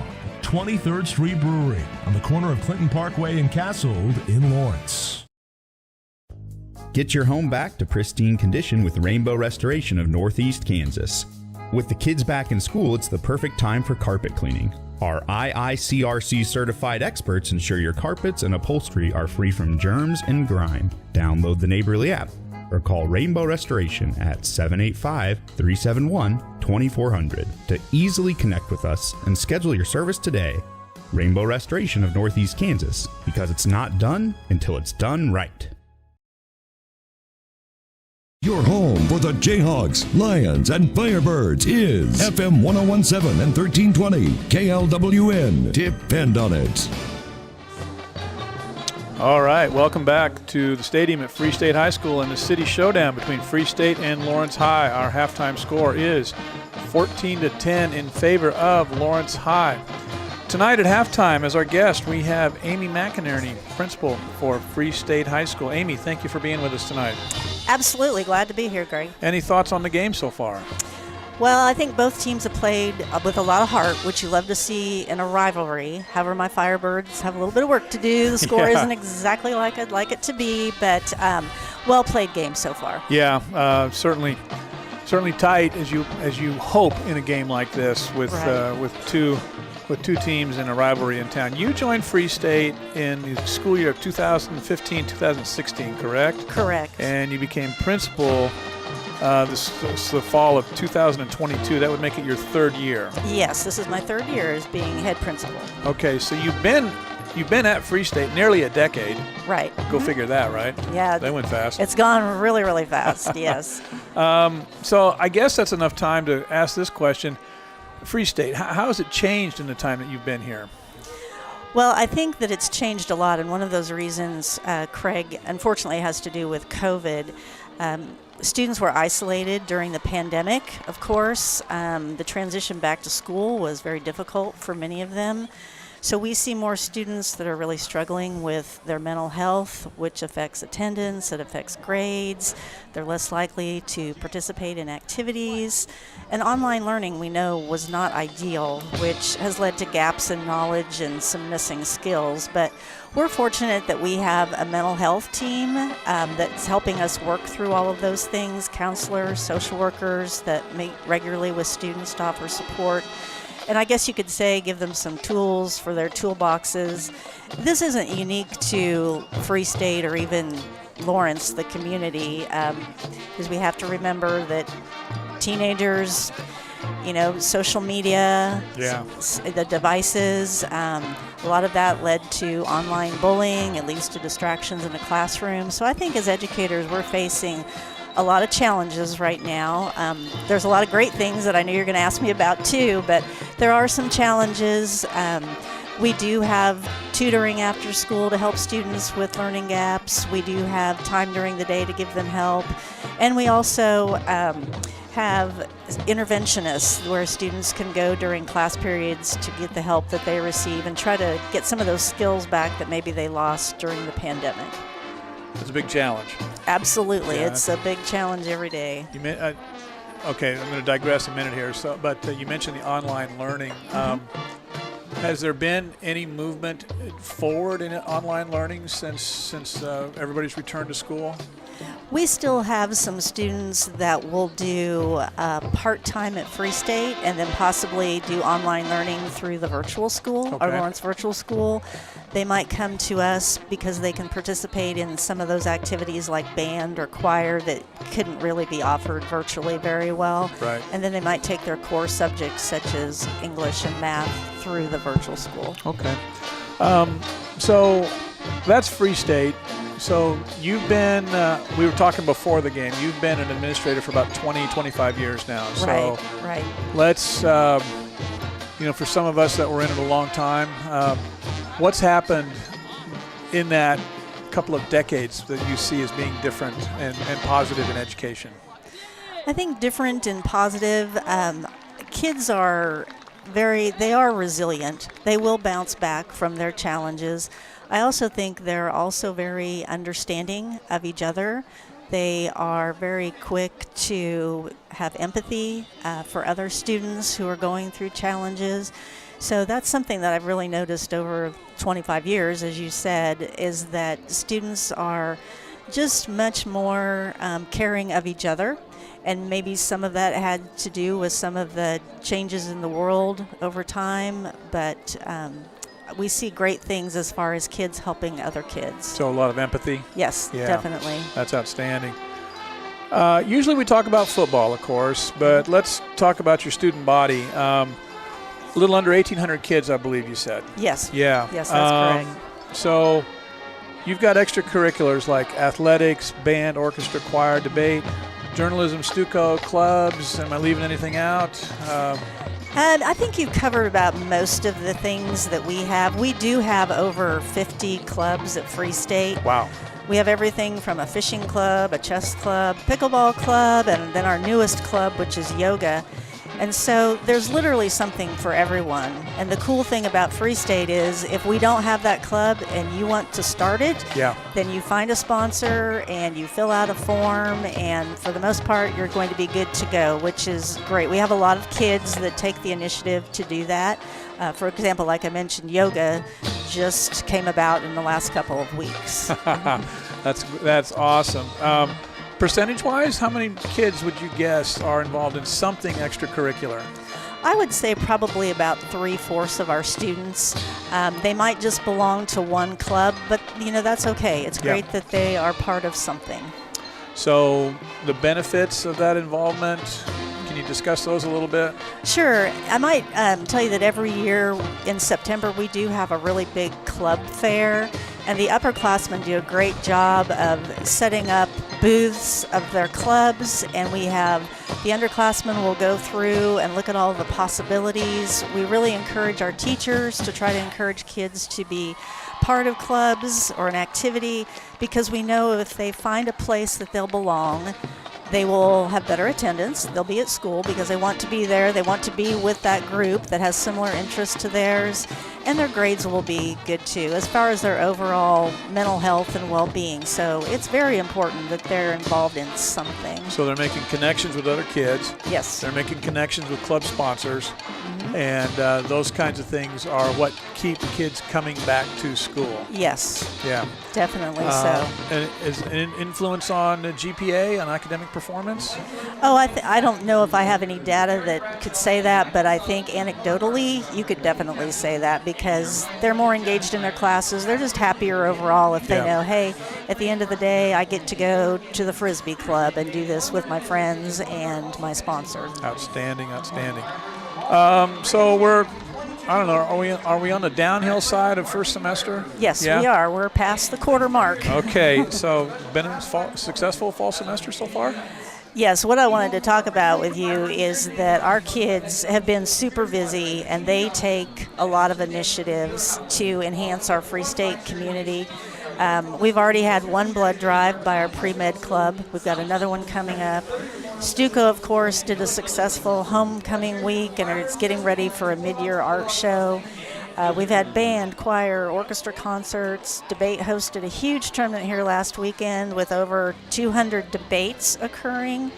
And then National Honor Society, of course, they're out busy earning their community service hours. I need to do a shout out to our band who just got done performing, because They went to the Southern Plains Marching Festival in Andover on Wednesday and were the grand champions out of 22 schools. So we are super proud of them. And then I'm going to leave some things out, I know, but I don't want you to not know that our theater department is getting ready for their fall production November 7th, 8th, and 9th. They are doing the musical drama Footloose. Oh. Should be a totally fun, entertaining time, so we encourage everyone to try to come and see our kids perform in that. We'll have a lot of kids performing, which is great. And when you hear Footloose, who doesn't picture Kevin Bacon?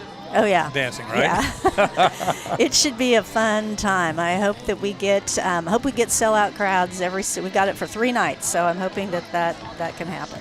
I've been to a couple of Free State football events outside of school. The first one, well, you and I saw each other at the fundraising event. Right. And at both those times, the football players spoke about Free State. They spoke about connections. They spoke about friendships. They spoke about faculty. In general, they just talked about Free State being a good place to be. So what do you do to build that community and that culture? Well, I think when our admin team came together almost 3 years ago, that was a priority for us, is to have a great climate and culture where kids wanted to be every day as well as staff. So we've done a lot of things to recognize students. Our departments recognize students who show respect, responsibility, and excellence. They get certificates, they get treats. We do Phoenix Awards every quarter for students who have transformed themselves, and staff has noticed this, so they get certificates and treats. We just continually try to do a lot of things to recognize students, but also staff. We've got staff recognition going on as well, Staff Members of the Month. We do shout-outs to staff at staff meetings, so we want everybody to be recognized and feel like they're engaged in our community, because that makes us all stronger. The Phoenix Award. Reborn, yes. Rising from the flames, right? That's exactly right. Love we have that. Kids that improve academically or behaviorally, and teachers notice those things and want to recognize those kids. Love that. Last question. Mm-hmm. So I'm thinking about the principal, and words come to mind. You're responsible for curriculum, for faculty, for staff, the student body. You got to work with district personnel, probably the school board, the state. You're talking to a guy who is organizationally challenged. So I want to know, how in the world do you keep all that straight? That is one of my better traits, is organization. And the other thing I have going for me is that you have to surround yourself with great people. Mm-hmm. And I feel like we have a great administrative team. We have a great office administrative staff who helps me keep everything together and makes good suggestions and is very helpful. Also, lots of sticky notes. I go through probably more sticky notes than about anybody in the building, just to keep everything straight and make sure that we're doing the best we can for our staff and students every day. Outstanding. Thanks again for joining us. Well, thank you for having me. Really I certainly enjoyed it. Really appreciate it. Folks, that is Free State Principal Amy McInerney. She's a rock star. All right. Thank you. So we will be back here at the City Showdown. We're going to take a break here. City Showdown where Lawrence High leads Free State 14-10. This is Brian Haney, voice of the Kansas Jayhawks. I had the best experience with Dr. Kelly Dummerth and her staff at Lawrence Dental Aesthetics. They improved my smile by 4 shades of whiteness thanks to their new Zoom whitening. The best part was, though, they're so genuinely invested in the results of their patients. I highly recommend doing what I did and trust your smile to the great people of the Kansas Center for Sedation Dentistry. Top dental technology and absolutely no judgment. Learn more at kansascenterforsedationdentistry.com. People are creatures of habit. You know what I mean? You get up, you get dressed, you barely have time to eat. If you're lucky, you didn't walk out without your cell phone, but you did remember the dry cleaning. In today's busy world, we may or may not have coffee on the way out the door to school or work. Thank goodness for Scotch Dry Cleaners, because Linda knows just how to put that morning smile right on my face when Billy isn't behaving in the back seat. Scotch Dry Cleaners. They are more than just cleaners. They are family. Family owned and operated. 10 locations, Lawrence and Topeka. Your home for the Jayhawks, Lions, and Firebirds is FM 1017 and 1320 KLWN. Depend on it. Welcome back out to Free State High School. Joel Becker and Craig Hershiser. Matt Llewellyn is roaming the sidelines. We were at halftime as the team's back on the field. About 3 minutes or so before we hit the second half. 14-10 our score. Lawrence High on top of Free State. And Matt, you got somebody to talk to over there? Well, I did, and then they left me. But I will tell you, it's been a lot of fun roaming the sidelines tonight. Turner Julesgaard is back to watch his little brother play, as he's now the quarterback of Baker and doing a great job there. Baylor Bowen is here as well, watching his little brother, so it was cool to talk to those two at the half on the sideline down there. But a lot of fun over here in the Lawrence High Spirit Squad, the fans, everybody's fired up, excited. We're up by 4 points and ready to get this thing done here on Free State's field. Well, that sounds good. Well, while I do have you and you're actually out there in the elements, unlike us here in this cozy press box, I thought I would ask to see whether or not the field temperature and stuff like that has changed since the beginning. I'm assuming it's quite a bit colder now. Well, it absolutely is a little colder right now, Joel. The cheerleaders actually have now put on their sweatpants, but it feels fine to me. I'm fired up. I know the players are fired up. It's great football weather. So this is great for them. They love it. Jackson Becker's right next to me, and he's showing no signs of being cold. None of these guys are. And there's no wind, so it's a nice chilly evening. It's all good. All righty. Well, thank you so much for that report from the sideline. Teams are on the field. We're just about set to go for the third quarter. We'll see whether or not the Firebirds can retake the lead, although it'll be the Lions getting the football when we come back here on the City Showdown on FM 101.7 and 1320 KLWN. Depend on it. At Jefferson's, every day feels like game day in Lawrence. TVs are on, ice-cold beers are in their chilled glasses, the wings are fresh, none of that frozen stuff, and the burgers are hand-pattied and made with certified Angus beef. And with the arcade at our West Lawrence location, we've got everything you need for the perfect post-game celebration. Jefferson's is proud to support local athletic programs here in Lawrence. Visit Jefferson's at our downtown location on Mass Street or at our West Lawrence location and score a win for you and your family today. Your home for the Jayhawks, Lions, and Firebirds is FM 101.7 and 1320 KLWN. Depend on it. Well, welcome back out to Free State High School. Joel Becker, Craig Hirschheiser, Matt Llewellyn on the sideline as the City Showdown getting set to start the second half. 14-10 is our score. So, Craig, obviously you had a nice conversation, but one thing that you didn't get a chance to do was talk much about the game. Yeah. As far as, what do you figure, the adjustments, Coach Stewart at halftime, what's he going to be dealing with for this Firebird team trailing by 4? Well, I don't know what kind of execution adjustments he talked about, but I can guarantee you that he talked about mistakes, because we look at Free State's had an interception and they've had a fumble. They had a personal foul that moved Lawrence High down the field. They had a bad snap that killed their down and distance. They had a holding call, and Lawrence High has one fumble. So Lawrence High has done a really nice job of taking care of the football, and they don't have any major penalties either. So, hats off to Lawrence High for that. And I would say this about Free State, with the things that I mentioned, they're down 14-10. So yeah, very much in this game. Yeah, exactly. So the kickoff by Ishkandrani was out of the end zone for a touchback, and the Lions will start on their own 20-yard line with the lead 14-10. And, again, I don't know how much of a consideration, but Matt, I don't know if you got a chance to find out anything about Banks Bowen, because he was a little gimpy just before the half. Do we have any kind of a report on that? Well, I do know, but he's feeling great, and nothing could get him out of this game. No doubt of that. A handoff to Edwards. He bounces off of one guy, but not able to get much. So, Matt, what would you, if you were, what are you thinking Clint Bowen is talking to his team here from halftime? I'm surprised. Goes heavy with Taj right now, just like he did on that play. Get the ball back in his hands, get the confidence back up. I know, of course, on the turnover, he was devastated, but get him back the ball and let's go get down the field with Taj a little bit. All righty, it is second down and 10, ball on the 20-yard line.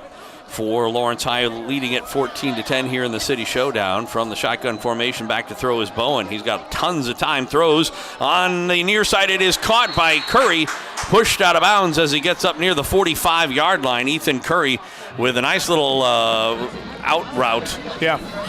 And he was able to beat the coverage over there on the play as Prescott was right with him, but he had about 2 steps on him. Yeah, pretty deep out route there, and that was a long pass. So give Bowen a lot of credit for putting that ball on the money. Absolutely. He's got Twins on the right side here, 1st and 10 from his own 45. Edwards moves to his right as well. The H-back is on the left side. On 1st and 10, back to throw Bowen. He'll swing it out to Edwards on the near side, sidesteps one tackler, gets across midfield, pushes the pile forward as he gets down near the 46. It's a pickup of 9. Once again, Edwards, after a nice little video game sidestep move there, was able to just power his way forward. It's that pad level again. He had 2 tacklers there in front of him. He got down lower than the tacklers, and he gained the leverage and was able to drive forward to now a 2nd and 1. You know, the other thing that really struck me in that first half as far as Lawrence High offensively is that Banks Bowen had all day to throw the ball almost every time he had a chance. Yep. He was only hurried, I can think of, one time. Oh, there's a fumbled snap, but Edwards tosses it back to Bowen, and he needs to get rid of it, but he can't. He's going to get sacked. Boy, that was a totally broken play. Wow. It was one of those things where the snap was a little bit to his right, and just weirdly it surreptitiously ended in Taj Edwards' hands. He wasn't supposed to have the ball. He took about 2 steps forward, thought better of it, tossed it back like a flea flicker, but by then Banks had no idea what to do with the ball. It ended up being a huge loss back to his own 45. You know, that was not a Travis Kelce moment. No behind the back there. They're actually marking the ball at the 43.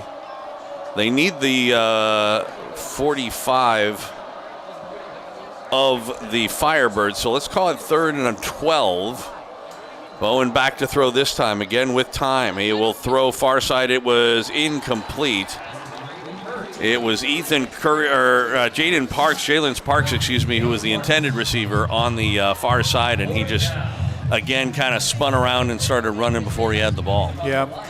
So, well, you were talking about mistakes killing drives that time. That was one of them. It was on the Lions as opposed to the Firebirds this time around. Yep, so really, as far as I can think of, that's their only miscue of the game. Well, they had the fumble, obviously. Oh, well, you're right. Bowen's kick, and not especially good one, but it takes a good Lions bounce, goes inside the 15, and will come to rest at the 11-yard line. So what was a really pathetic-looking punt ends up being a very effective one and gives the Firebirds bad field position as they come out here for their first offensive try of the second half. You know, Joel, my dad always used to say, don't ask how, just how many. There you go. So how many yards was that? That's what I was going to say, whatever works. We've played a minute and a half, 9:27 left to go in the third quarter. Firebirds trailing at 14-10. And they get the ball for the first time here in the second half. Boston Baker from the shotgun formation. Yes, Twins on the right side. He gives up the middle, Simpson. And able to get across the 11 up to maybe the 14. Let's call it a pickup of 3. You know, after the first drive when we really saw a steady dose of Noah Simpson and they just drove down the field, they really have backed off of that. Yeah, they really have. They went to that heavy package quite a bit, which I don't know if Kevin was trying to set up the second half or not. We'll see if the play calling changes a little bit here. They do give it to Simpson. He has a huge hole up the middle, gets across the 20, and kind of lost his balance, and he's a little slow in getting up. I think he may have rolled an ankle or something, because he did go down, but it was really not the tackle that took him down as he got across the 25. He's down on the field at about the 27. That looks painful right now. Yeah, and he's clearly in some pain. It could be a cramp. You never know. We'll see if they start stretching him out. But I at first glance, I thought he either twisted a knee or an ankle. But I wouldn't. Now that I'm looking at it, I wouldn't be surprised if it was like maybe a groin pull or something like that. So I don't know if Matt Llewellyn over on the sideline has any better of a look at it from where he is, but we'll try and check in with him when he has a chance to look. It does appear to be a cramp, guys. At first, though, I thought he rolled it as well, but they're working it like it's a cramp. I think so too. Although again, it may be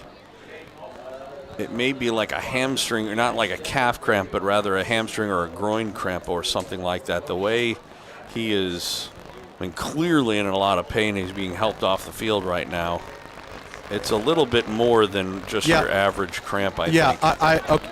And now that I know what leg it is, it's definitely not a cramp, because that was the leg that he was not doing anything on. But it seemed like he was moving the other leg like he was trying to stretch himself out for a cramp. What was his injury, Craig? Honestly, I don't know. Because I'm wondering if maybe he re-injured it. It's a reoccurrence, but he's not putting any weight on that left foot, on that left leg right now. All right, well, we'll keep an eye open and hope that he gets better, but he's literally being carried off at this point by a couple of his teammates. We'll see how much that changes the way the Firebirds approach offensively here. So 1st and 10, though, on the run. The ball is up at the 27-yard line. Trips on the right side. And obviously we have a replacement in for Simpson, and it is going to be a lead to Parker Moore, who came in to replace Simpson. He'll get maybe a yard on the play. Set up a 2nd and 9, balls on the 28-yard line. Now let's call it the 27. So you're getting both of them in the game at the same time now as far as Boston and Parker are concerned. We'll see if they do any changes as they move Parker to the left of Boston. And on play action, back to throw. He will throw, and he's got a man, and a great catch coming back for it for Brittingham. Yeah, boy. And it's going to be 1st and 10 for the Firebirds inside Lion territory at the 44. What an adjustment by Brittingham. Ball's a little underthrown. I don't know if it was intentional back shoulder or if it was just underthrown, but nevertheless, he comes back for it and makes the catch. Big play. Yeah, originally the coverage was right there. Right there. But like you said, it was an underthrown ball, and Brittingham came back for it. The defender did not. And it's 1st and 10 for the Firebirds. Trips on the left side this time. Man now coming in motion. That's Brittingham. And it's going to be a give, and breaking one tackle, gets inside the 40, down inside the 35 to the 36 is Parker Moore on the carry. That's going to be good for another 1st down, as he will gain 10 yards on the play. 1st and 10 from the Lion 34. Shakes off a couple of tacklers there. Gains about 11-ish. Basically in field goal range at this point. Although they are down by 4. 14-10 our score, 7:08 and counting here in this 3rd quarter. And again, a give. And this time up the middle, Galbraith was able to get in Parker Moore's way. A pair of number 8s coming together. 5 yards on that carry. He'll be marked down to the 31-yard line. It'll set up a 2nd down. They really need the 19, so let's call it 2nd and 7. And it'll be another give to Moore. This time into the backfield goes Devin Foster. He was able to break that play up. A tackle for a loss. They may have given him almost the original line of scrimmage, but it'll set up a 3rd down now. 3rd down, and again, let's call it 7 yards. As they need the 19, the ball's on the 31. Well, this is interesting. Are you thinking 2 downs to make 7, or? Absolutely. Or if you get a couple yards, you're going to rely on Ishkandrani's leg? Back to throw. They blitz. They throw down the far side. There is a man there, and it is incomplete. Good defensive play by Kelsey to break that up, as I believe he was looking for Preston down on the far sideline, and It turned out to end up being a jump ball. That might have been Leipold, actually, that he was looking for over there. It looked like that pass was a little behind the receiver. Just a bit. Yeah, giving the defensive back it made it basically a 50-50 ball. It did. I thought the receiver had maybe a step. Looks like they are going to go for it here on 4th down and 7. If it was a 3-point game, I think they kicked the field goal, but at 4 points, knowing that wouldn't give them the lead, they're going for it. Back to throw, and being rushed, throws over the near side, incomplete. There is a flag down, 2 coming down, as that was intended for Leipold again, and Ethan Curry's going to get called. Now, I don't know how they didn't call the hold, though, as Devin Foster was getting to Boston Baker on the play. I thought this was going to end up being an offsetting situation, but it's not. So this is going to result in a first down for the Firebirds. Well, 2 officials sure agreed on that pass interference. Yeah. Well, there's no question that that was it definitely was pass interference. Because he was being Foster was being hung on to as he rushed the quarterback. But they didn't call that one. So trips on the left side, and it is a give again up the middle for Parker Moore. And he was able to spin his way. Ball's inside the red zone down to the 14. Let's see where they gave him the 12. So it'll be 2nd down and 5 from there. Is that Weiser? Yeah. That was running? Okay. Yeah, that was number 5. Again, those numbers. Yeah, it's easy. hard to see. Yeah, not easy. And now that you mention it, I can see it. It also doesn't. The lighting makes it harder too. So Weiser in the game to the left, and he'll get the call up the middle from pretty good quick running as he gets inside the 10 down near the 5. He's going to be close to a first down. Just maybe a step from scoring. So clock stopped to move the chains at 5:03 left to go here in the 3rd quarter.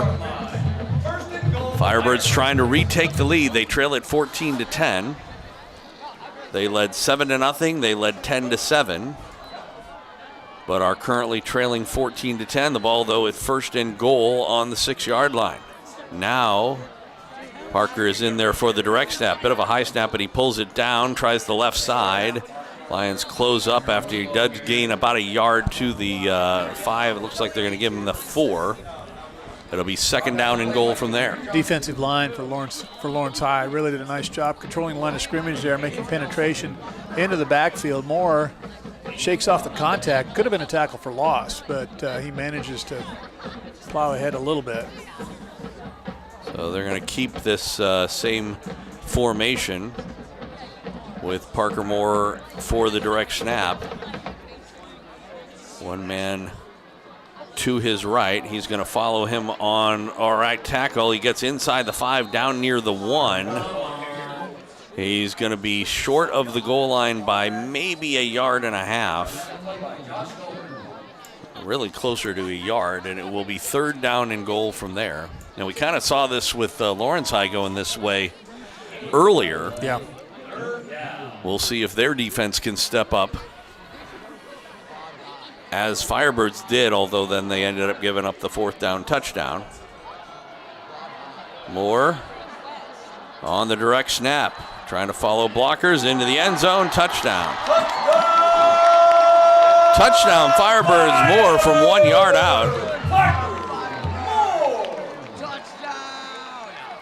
And so with 3:23 left to go here in the 3rd quarter, the Firebirds have retaken the lead, 16-14 with the extra point to come. You know, Joel, in that formation, I thought for a minute they were going to call an illegal shift. There's really, you're just saying, here's what we're going to do. So now it comes down to you winning your one-on-one matchup with the guy across the line from you. Ishkandrani to make it a 3-point lead. Snap back, ball down, kick up, high, long, and it is good. 3:23 left to go, 3rd quarter. The roller coaster continues here at Free State High School. 17-14 Firebirds is our score. The kickoff coming up after this on FM 101.7 and 1320 KLWN. Depend on it. Kurt Gieser, State Farm Agency, understands the importance of being a member in the Lawrence community and supporting local. They also understand the importance of supporting you in Lawrence, whether it's through the peace of mind you get with insurance or helping you with any financial questions or needs. Just like this high school broadcast, Kurt Gieser, State Farm Agency will tackle any issues you need covered. Give Kurt and his team a call at 785-843-0003 or visit them online at www.kurtinsures.com. Your home for the Jayhawks, Lions, and Firebirds is FM 1017 and 1320 KLWN. Depend on it. Welcome back out to Free State High School. Joel Becker and Craig Hershiser. 17-14 Free State here in the city showdown as Iskandrani's kick is going to go into the end zone about halfway through for a touchback. And a good drive there for the Firebirds to retake the lead. Yeah, it really was. I thought the injury to Simpson could have been pretty daunting, but they came back and they put Parker Moore in the backfield, not only in that run-heavy formation, but just in kind of the other regular formations, which is something we had not seen before tonight. So it looks like he's been getting some double duty in practice. And Firebird offensive line did a pretty nice job. And much like the first half, it was, kind of a big mistake on this case on the part of the Lions with that pass interference that extended Free State's drive. So, a couple of good runs by Ryan Weiser as well. Yep. I mean, you talked about it in the first half. Sometimes it's just avoiding those kinds of issues. And it's Edwards with a nice little sidestep, huge hole, as he found himself some running room off of right tackle. Gets a quick 10 yards out to the 32, so that's a pickup of 12. First and 10 for the Lions. Boy, he looks good. He really has. And we'll see what kind of a response Lawrence High can dial up here. Bowen looking toward the sideline for the play. We're down to 3 minutes left to go here in the third quarter. From the pistol, they'll give it to Edwards again, looking for a hole up the middle. He was able to find at least some running room. And there's a late flag that comes in. Usually in that situation, there's a good chance it might be some sort of a face mask. Yeah, or... But sometimes it also can be a hold. Nope, it is a face mask against the Firebirds. So just what we were talking about before. Major penalty. Yeah.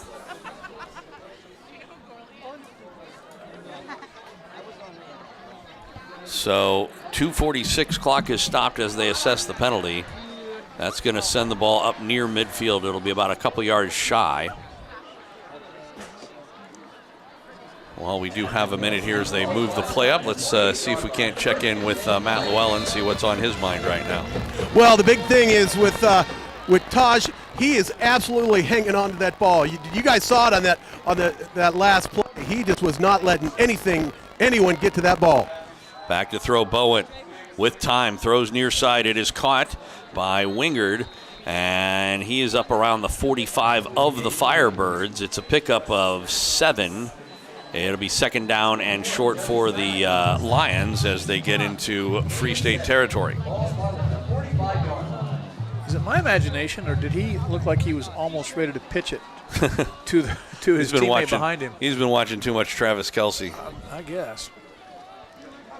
Pistol formation, Twins on the right. It's an option play, and Bowen, he'll find some room up the middle and gain about 2. He's going to be shy of a first down, maybe a half a yard shy. It'll be third down very short. And Matt Llewellyn over on the sideline. I still maintain that we're never going to see Banks Bowen pitch a option play again for the rest of his career. I don't know if Matt, I don't think he can hear us right now. But they've run into trouble with that throughout the season. It's third down and less than a yard. We'll see what they want to do here. Presumably they've got 2 downs to make this less than a yard. Finney goes to the left side, and they're going to give it to Edwards, and he is hit. Tries to push forward. He does push forward to get to at least the line of scrimmage. Let's see where they mark it, though. He might have it. Yeah, that second effort, or really the third effort, maybe just enough to get him a first down. They're putting the ball down, They may actually have to measure this one. I don't know. We'll see. They're taking a look. And I think they are going to measure this one. This might be the first time this season I've actually seen a measurement. I was thinking the same thing. You just don't see this very often. So 1 minute exactly left to go in the third quarter of play. Free State on top of Lawrence High 17-14. And Matt Llewellyn's over on the sideline. Yeah, Joel, just as you said, it was absolutely second effort. They had him stopped for sure, but he kept on moving his legs under the pile. I could see it plain as day here, and that was all heart and effort by Taj Edwards. And they're obviously bringing out the chains right here. I think he's going to get this. Okay, you heard it here first. That's why we put him out on the sideline. Looking at the measurement, and he is short by maybe a foot. So, Matt, what do you do here? Clint Bowen's going to go for it. There's just no question in my mind. He's going to go for this. Craig? If the ball gets out of Banks Bowen's hands, I'll be shocked. Unless they do something sneaky and try to take a deep shot. Well, I was just going to say, so if that's the case, if you're Free State, do you just go all out, key on number 4? Or I think, boy, you better keep. You got 2 corners locked up 1-on-1. I think you go wide on this play. Everybody else is in the box. And they are trying to go wide, and Bowen, he's not going to come anywhere close to it.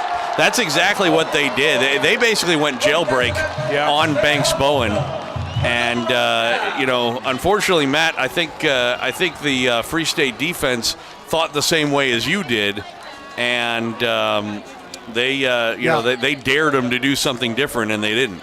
And that's exactly right. And I think that the coaches at Free State just completely knew exactly what was going to happen on that. I didn't, because they weren't showing me anything that. Nothing I had seen, so I had no idea what was going to happen. But I was with Craig, and I thought that it was not going to come out of Banks Bowen's hands. It didn't. It didn't. With less than a yard, I am shocked that they went wide. Yeah. Well, they were so stacked up in the middle. I think that's why they did it. So turnover on downs. Ball is marked at the 47-yard line of the Firebirds. And it is a give up the middle. I'm going to guess this is Weiser, but I haven't seen yet who it is. It is Weiser, the carrier. And not much on the play. Baker in at quarterback at the moment. Gain of a yard, maybe yard and a half. Second down, and let's call it a long 8 or a short 9 from there. This could be the last play of the third quarter. Doesn't look like the Firebirds are in any hurry to keep it going. They have the lead in the game. 17-14 our score as the last second ticks off here in the third quarter. 12 minutes of football left to go from here at Free State High School. The Firebirds lead it right now, 17-14. We'll have the fourth quarter coming up after this on FM 101.7 and 1320 KLWN. Depend on it. What's up, friends? I'm Sean Kellerman. And I'm Daniel Courtwright. Can't get enough of the Jayhawks? Tune in to Rock Chalk Sports Talk every weekday afternoon from 3 to 6. We'll give you the latest and greatest on all things Kansas, including KU football and basketball and more, as well as everything else you'd ever want to hear in the world of sports in Lawrence. Missed the show? Check out the Best of RCSD podcasts anywhere you get your podcasts to catch up on all things KU related. Rock Chalk Sports Talk, your only KU-centric radio show. Every weekday afternoon from 3 to 6, right here on KLWN. Your home for the Jayhawks, Lions, and Firebirds is FM 101.7 and 1320 KLWN. Depend on it. Welcome back out to Free State High School. Joel Becker, Craig Hershiser, Matt Llewellyn on the sideline. We've got 1 quarter left to go right now. The Firebirds from Free State with the 17-14 lead at home against the Lawrence High Chesty Lions. And a lot on the line here, as we've talked about before, with the winner going 5-3 on the season, the loser ending up with a 500 record and possibly having to go on the road depending on what happens in the first round of the playoffs. Trying to keep an eye on some of the other scores that may be going on around town while we have a chance, or at least toward the end of the game we will. Second down and let's say 9. And back to throw. Baker throwing, and he's got a man wide open down the far sideline. It is caught down to the 15, 10, 5. Touchdown, Firebirds.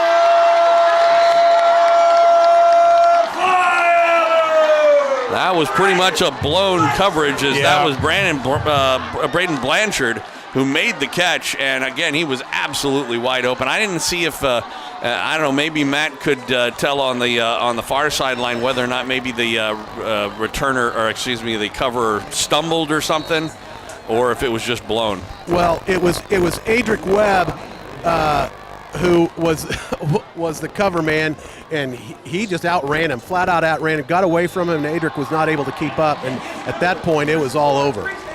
Extra point is good. A little bit of a low snap, but the holder got it down, and Ishkandrani blows it through. And so the biggest lead of the night, 10 points. Right now for the Firebirds, they lead at 24-14. We'll take a break, come back with a kickoff right after this on FM 101.7 and 1320 KLWN. Depend on it. At Sigler Pharmacy, your hometown pharmacy strives to make your experience as smooth and simple as possible. Sigler has a wide range of high-quality products and services to meet all your healthcare needs. Ask questions, find the right medical supplies, pick up an over-the-counter product, and of course, fill your prescriptions. Sigler has you covered. Call, click, or stop by any of Sigler's convenient locations to see how Sigler can take care of you. SiglerPharmacy.com. SiglerPharmacy.com. Your home for the Jayhawks, Lions, and Firebirds is FM 101.7 and 1320 KLWN. Depend on it.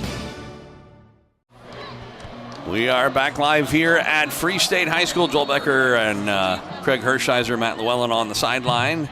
The city showdown continues, and the Firebirds from Free State have opened up a 10-point lead. 24-14, just underway in the fourth quarter of play. The kick from Ishkandrani will actually be playable this time from Curry, who ran in his own man at the 5. He's trying to get up the field. He was able to break a tackle across the 25 and ran into his own man again and was tackled by a white jersey as he ran into Taj Edwards as he was trying to go up the field, gets out to the 31-yard. There's a great return, as it turned out, from Curry, but that could have been a lot better if he didn't, and unfortunately for him, have a bunch of white jerseys in his own way. Well, he ran himself out of trouble around the 10. I thought maybe that's where that return might end, but boy, he did a great job of getting out of that. And as you said, too many of his own guys in the way. I'm going back to the touchdown pass. Yeah. I'm wondering if Webb got caught peeking into the backfield a little bit, and then Blanchard able to get by him. No safety help, so just a straight vertical route down the sideline turned into a fairly easy touchdown. Empty backfield for Banks Bowen on the 1st and 10 play with plenty of time. Now he'll step up the middle, and he just runs over a man as he gets across the 35 to about the 38. Matt, did that seem like a possibility that Adric might have been looking in the backfield? Very possibly, but I'll tell you what happened on that play is the line just kept on working for Lawrence High, and they were able to open up a big hole for him, and Banks, that's when he just tucked it in and went those about 8 yards there. He's had time all day long to throw the football, and he's had plenty of lanes to run. He just usually has been choosing to throw it anyway. Pistol formation on the short play, and it's a give to Edwards with plenty of running room on the right side. He is dragged down as he gets across the 45 to about the 47. So a couple of running plays this time for the Lions as they're trailing in this game 24-14. Got to be feeling a little bit of pressure, I would imagine. As rapidly as this game has advanced, you kind of feel like maybe Lawrence High must think they got to get some kind of points out of this drive in particular. You would think, as they go double tight. Twins on the left side. Back to throw is Bowen. He will throw far side. He does have a couple of steps on it, and it is caught. A great catch by Jackson Becker down to the 20-yard line, as had single coverage, which you don't see a lot on Jackson that time, and he did, the throw might have been just a hair underthrown, but he did come down with it. One of the few times tonight, I think, that Free State has brought extra pass rushers, and Bowen able to get rid of the ball on time and in the right place, and a great catch, as you called over there on the sideline. So 1st and 10, right on the edge of the red zone for the Lions. Trailing in the game, we're going to get a timeout by Lawrence High. They have not been shy about blowing timeouts throughout this game. It's their first of the second half. Yeah. With 10:08 left to go. But Well, you know what? When it's a heavy pressure game like this, Matt, you want to make sure that everybody's on the same page. Absolutely, no question, and that's what Coach Bowen's going to do. He's not going to worry about the end of the game until the end of the game. And if he's got a timeout, he'll take it. But if he does it, when he needs a timeout and he needs to get his guys together, he's going to do it. But boys, as I tell you again, I lost my signal, so I didn't know if you had come to me, but I just kept on screaming Jackson Becker, because once again, that was a great catch by Jackson Becker. He saw it all the way in, even though the defender was right on him, but Jackson able to pull down another great catch. Yeah, he's been able to use his size a couple times in this game to come up with catches. We saw that on the touchdown pass earlier on. Yeah, great catch in the end zone for the touchdown. And this one as well. So timeout is over. We've got just over 10 minutes left to go in regulation time. Lions trailing in the game 24-14 to the Firebirds, but they are right on the outside of the red zone, 1st and 10 of the 20-yard line of the Firebirds. Back to throw, rolling to the right side is Bowen. He will now come back to the left side. Looks like he's going to run. This is going to go. This one's going to come back, though, as there was a hold called way back in the backfield on, I believe it was Newberry. No, I take that back. It was Andrew Nelson. And if this is going to be from the spot of the foul, it's going to be huge. Then it's going to be like a 19-yard penalty. But it looks to me like they're marking it off from the original line of scrimmage, so it'll just go down as 1st and 20. Ball on the 30-yard line, but it's still another one of those situations we talked about before where you make this mistake and turn, you got 1st and 10 on the 20 and now you're in a hole. Yeah, so you lose 10 yards on the penalty, but you really lose more than that because you're giving up what you gained on the play. That as well, although he didn't get a whole lot on that play. Twins on either side for Banks Bowen. Edwards to his right. 1st and 20. Man in motion. And back to throw. He'll throw on the far side. It's caught by Becker. He made the catch, tried to turn upfield, but tripped over one of the two defenders that were on him. He still gains on the play up to the 23, gets 7 of the yards back, but it'll set up a 2nd and 13. Clock running with 9:40 left to go in regulation time. And as you said before, I think they are down by 10, so a field goal does them just as much good as a touchdown here. But back to throw is Bowen. Plenty of time. He's going to step up. He'll run. He'll get inside the 20 down to about the 18 and set up a 3rd and long, 3rd and about 8. I mean, obviously you'd rather have the touchdown, but I'm saying if you get in a situation, you don't have to force it or something like that if it's a 4th down play. If you kick the field goal, you get it down to a 1 possession and needing a touchdown. So it's just for Lawrence High, it's just critical that they get something. You can't leave this possession empty-handed. Yeah, and they haven't relied on their field goal kicker much this year. So who's to say? It would be about a 36-yarder from here. Bowen back to throw on 3rd down and 8 with plenty of time. Wow. Now he throws into the end zone, incomplete. There was a little bit of contact. The folks up here, as that was intended for Galbraith. And it's going to be 4th down, and I would imagine they're going to go for it just based on the body language here. They don't seem to be making any effort to get a field goal unit out there. Well, you mentioned, I think, earlier in the 3rd quarter, you wondered how the officials missed a holding. I'm wondering how they missed one right on the 20-yard line. You weren't the only one. A lot of people up here seem to be. Holy cow. That was so blatant. So it's 4th down and 8. They'll go for it with twins on either side. Edwards to the left of Bowen. We'll see what they do here. Back to throw. Banks with time. He'll step. Now he'll roll to the right. There's a flag down. This one is unfortunately going to come back for the Lions regardless of what happens. Bowen's still with it. Now he comes back to the near side. He's going to run it. And he spins around, dives toward. There's another flag that comes out. The only thing that the Lions can hope for is if they get offsetting penalties here. Because he was short of the first down by about a yard. So if it's not offsetting penalties, it'll be a turnover on downs. One of the officials is slow in getting up, too, by the way. I think both these penalties are on the Lions. So I think they're going to have two separate holding calls on them. And so this is going to go down. It'll end up being a turnover on down. So the one thing that's, I guess, the positive about it for Lawrence is that the run will count, and so the ball's going to be way down at the 12-yard line where Free State has it. Because there were, like I said, two separate holding calls on the Lions. They declined them both, obviously. And so they'll take the ball, but the ball's back at their own 12. Because by virtue of declining the penalties, they get the result of the play. Yeah, they give up the yards gained. So 8:16 in the game. Free State up by 10, 24-14, taking over on their own 12, I believe you said. Yeah. Well, we do have a little second while they come in. Let's pause for station identification. It's the City Showdown here on KLWN. 1320 KLWN Lawrence and FM 1017 K269 GP Lawrence. Depend on it. Boston Baker from the shotgun. He is going to give it. It's Weiser on the right side, and he gets across the 15 or right to the 15. Pickup of 3. And that will set up a second down.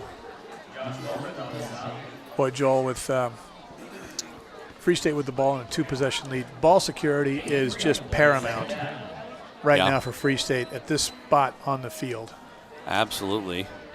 And again, as we talked about before, this is where having a guy like Ishkandrani can really help you out. Yep. Because they know even if they run 3 times and punt it away, they can still send the ball real far. Well, the first down will help you more. It would at that. Trips on the left side. Parker with the carry was hit in the backfield and knocked back for no gain as he did manage to get up to the line of scrimmage, Parker Moore. And he'll set up a third down. Do you bother to throw the ball here if you are the Firebirds? Go for the first down, or do you just keep the clock running and then kick it away if you don't get the first down? Well, I think your passing down was second down, really. Might set up a screen or something like that, but Free State going to let that play clock run. Yeah, they are doing that. Trips on the left side. It's still Parker Moore in the backfield, along with Boston Baker, who goes back to throw on third down. He will throw on the near side, and it is incomplete.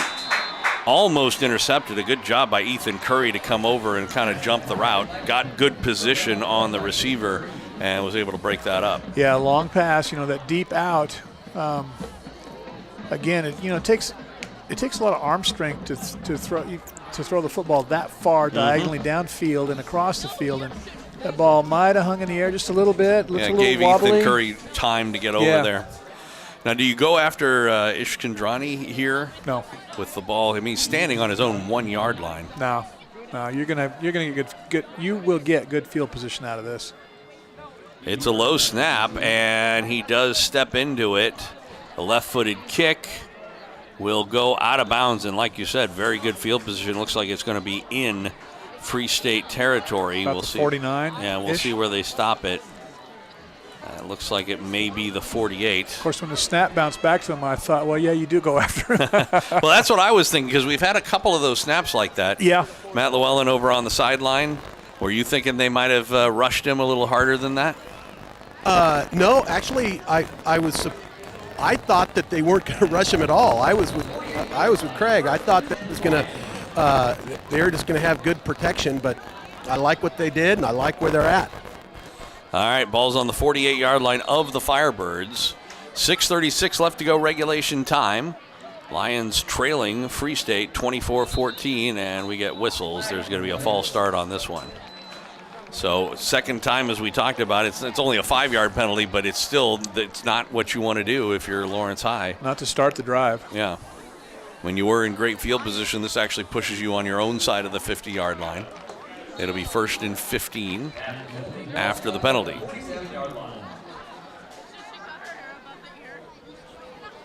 So the thing about Lawrence High, though, is you don't want to panic in this situation. It's not like you have to, throw a 50-yard bomb here or something like that. No, you don't. They have big play capability, so, they can get yardage in chunks. It is a toss to Curry trying to get around the end. Maybe not that one. And he was able to get past one and, gets slammed after he broke a couple of tackles, and there is a flag. I don't know if this is, and Curry is wobbly as he gets up. That may be, they don't have targeting per se in high school, but that may be the kind of call it is where they thought about, maybe he was going after toward the head. I don't know. I know that was on the far side of the field from where you are, Matt, but what did you see on that play? I'm not sure he can hear us. Officials are discussing this. There's the possibility they could pick the flag up. If we don't have targeting, what do you call it? I mean, the nondescript personal foul? Well, right. It would be called unnecessary roughness. The reason why I say they don't have targeting is in like, for example, in college, it's a specific call, which also includes a review. A review and potentially an ejection, all sorts of stuff. That does not case. They're calling it unsportsmanlike conduct. So I wonder if maybe that flag was not on the hit, but rather on the reaction afterwards. Yeah, that's what I'm wondering right now. And so, Matt, do you have any thoughts about that?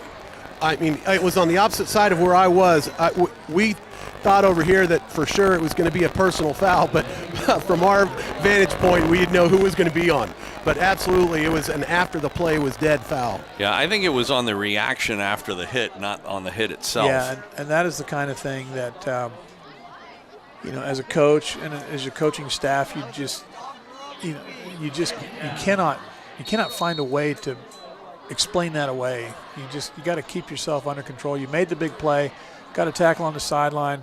Great job. Celebrate that with your teammates. Don't do anything to draw any attention to yourself. Post-play call as Bowen throws on the near side. It is caught. And out of bounds on the play is Galbraith, who made a good play up near the 30-yard line. It'll be about maybe a 2 yard shy. That was actually a 2nd and 1 play, oddly enough, because you remember Curry lost yardage on it. Then they enforced the 15 yards post-play, so it was 2nd and 1. That was good enough for a first down. So 1st and 10 for the Lions. Ball's on the 31-yard line. Clock is running under 6 minutes to go, half a quarter. Chesty Lions trailing by 10. And they fake it to Edwards. It's going to be Bowen, and he will run out of bounds inside the 30 to about the 29. Not much on the play. Maybe a gain of 2, 2nd down and 8. Couple yards, but a smart play. Gets out of bounds, stops the clock. So the old RPO or zone read, I guess you could call that. And he decided to run it himself. As looks like Wingard is going to come in and Galbraith comes out on this 2nd down and 8 play. Wingard is in the slot on the left side. Back to throw is Bowen. He's got a swing pass available to him for Edwards, who makes the catch. And they're saying that his knee was down. I didn't think it was. The official there, though, blew it dead. So he was down with the catch. Yeah, right as he caught it. I mean, he put his knee, toward the, but it didn't look to me like his knee was actually on the turf. And not a lot of reaction on that far sideline, though. I don't see any of the coaching staff. I don't know. Terribly worked up for it. Could you tell, Matt? Yeah, absolutely. Everybody said not down. It looked close, but he was not down. We could see green between him and his knee. Yeah, that's what it looked like to me as well. Under 5 minutes to go. It's a loss of 2, 3rd down and 10. Lions in 2-down territory here. They need the 21-yard line. And it does appear they're going to call, it's a delay of game. Wow. They allowed, they didn't call the timeout. They allowed the play clock to end, so that's going to actually make it a 3rd and 15. So they got 2 downs to get 15 yards now. And that's definitely, I mean, we were talking about mistakes. That's a huge one. Yeah, I mean, it's only a 5-yard penalty, but it's also third down. So that's we'll see if that bites them. They're going to go empty backfield here. This is an illegal formation, by the way. And they let him get away with it. Back to throw is Bowen. With time, throws down the far sideline, and it is tipped and incomplete. He was looking for Wingard. That was an illegal formation because they didn't have four guys in the backfield. Yep. When the receiver stepped up to the line. And they just called a holding, too, I believe. I think I think Free State declined it. Well, they haven't done it yet. They were checking with them to make sure. And it was a holding call, and they do decline the penalty. So it'll be 4th and 15. Do you go for it here? I mean, there's 4:37 left to go. I don't see that you have much choice. I mean, you could kick it away, but what does that get you? Other than almost nothing. Yeah, other than losing 22 minutes of. You pin Free State deep, but, that doesn't get you in any position to score. No, and all it would do is knock 2 minutes off the clock if you're lucky. Yeah, and then you get the ball back after a punt. So you might as well go for it here.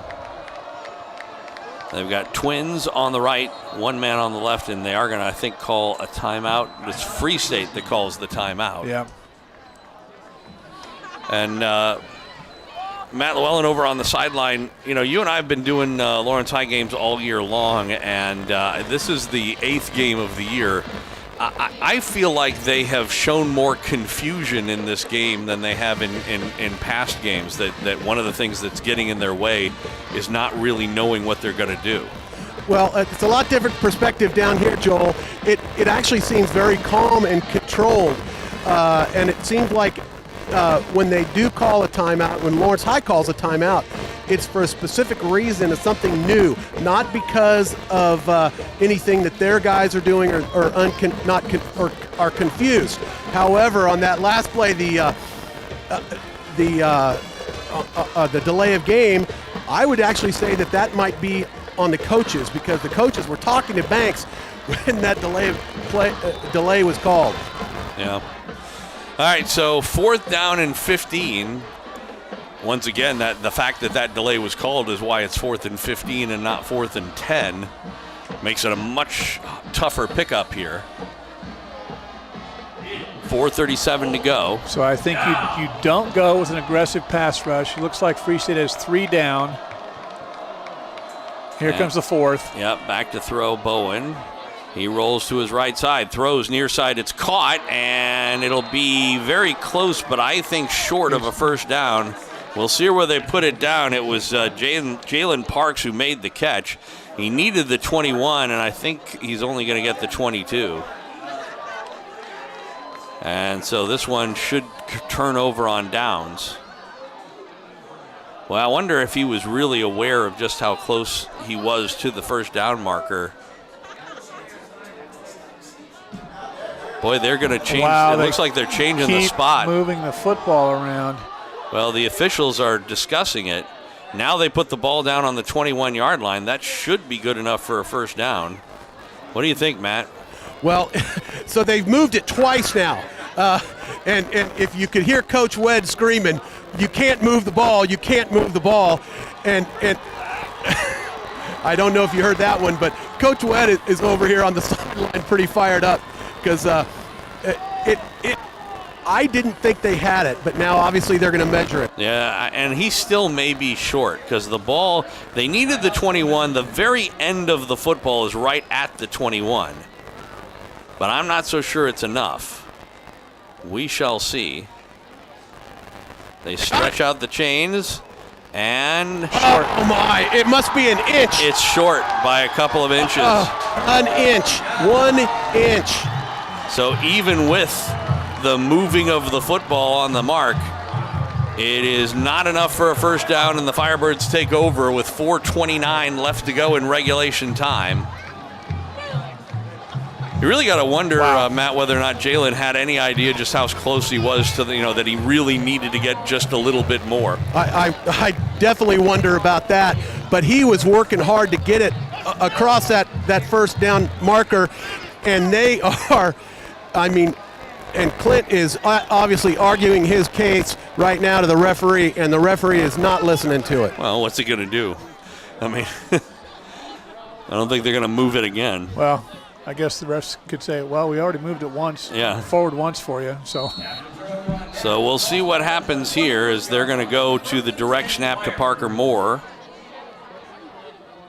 And it's a high snap, but he pulls it down, and he gets a first down, it looks like. A little bit of a burst of speed, gets across the 30 to about the 32, pickup of 11.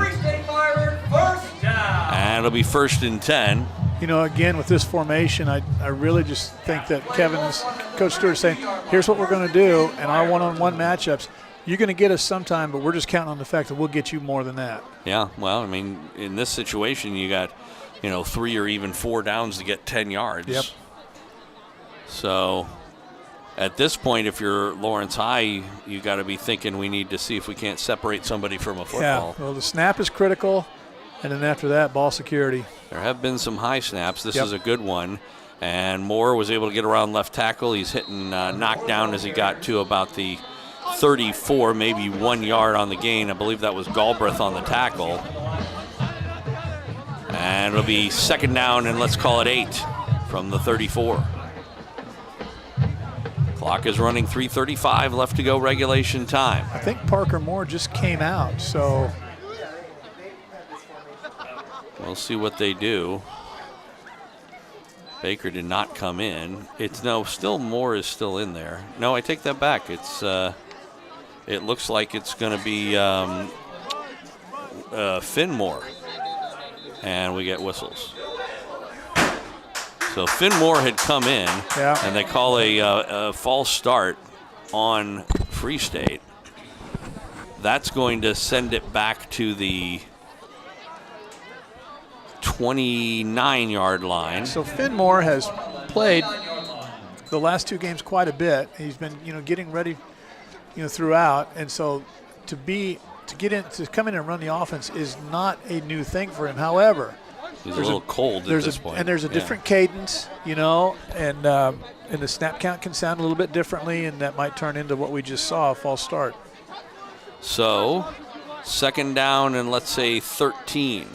Snap to Moore. He's going to keep it himself.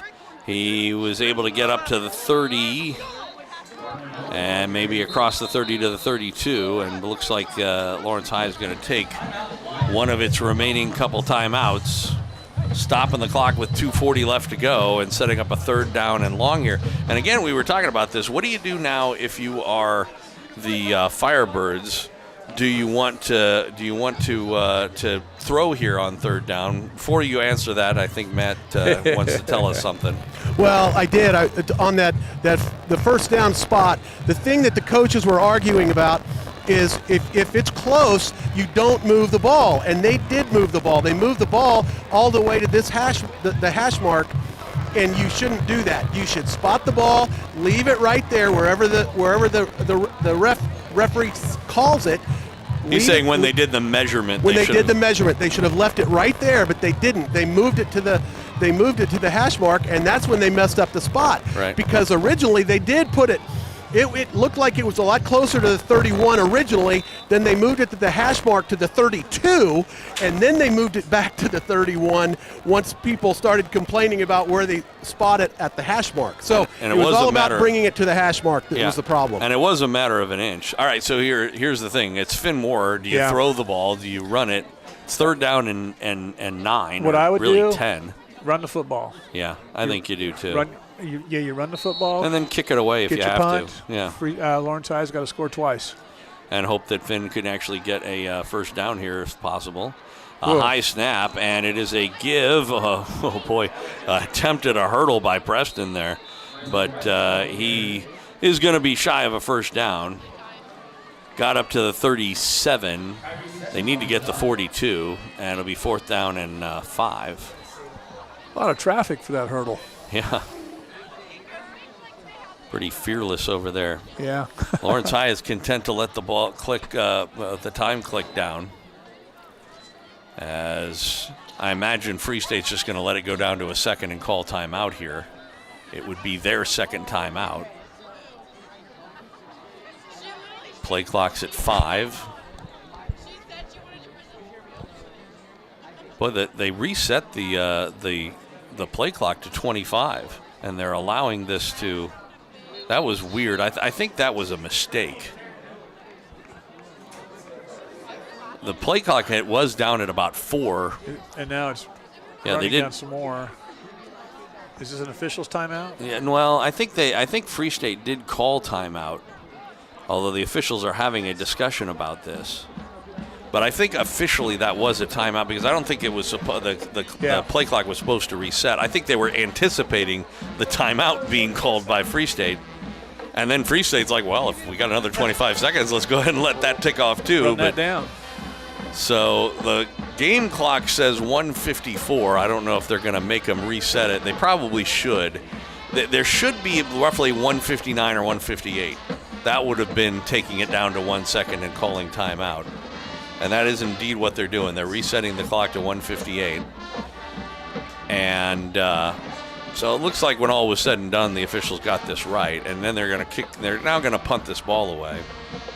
Again, do you try and go after the punter here, or do you try and set up for a return? It's a different situation now. So, I think you go after it.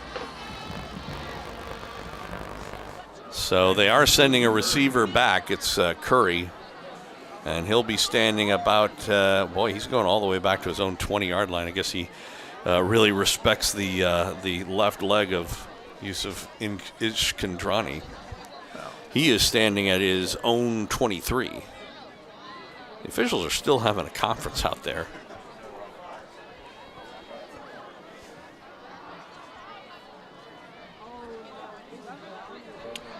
And they're calling a penalty, it looks like. Some sort of a penalty on Free State. So they've marched 5 yards off. So I think that what they did, that was weird. They called it a delay of game. Yeah. And they did really wait to call the timeout until after the play clock would have expired, except it didn't in the clock itself, because I was watching it at the time. It went from 3 seconds to 25. But I think that was a mistake. And so the onus is on the team to still call timeout anyway, even though they didn't. That's a weird situation. A lot of explanation going on out there. Matt, any thoughts? Oh, yeah. Coach Bowen was just hot about multiple things, and most recently was the clock. He kept on pointing to the clock and asked them, why is it at 1:58? Why and was arguing his case that it should have been a delay of game because of everything that was going on before the referees called the referee timeout. But Clint had pointed that out to them before they were even aware of anything. Well, I think he won his argument, or at least at the moment he has, although they're going to have another conference, it appears.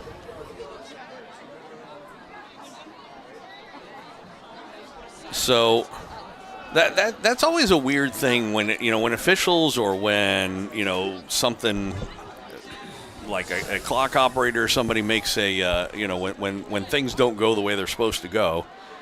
It's always a tough situation about what you do. I mean, they don't have do-overs, and right. But at the same time, usually the onus is on the teams to know what's supposed to be going on. So even if if the clock doesn't reflect it, they should have known that they especially in that situation where the play clock was when it happened. The play clock was at 3, so it's not like they didn't know, and they let it run for another 5-7 seconds.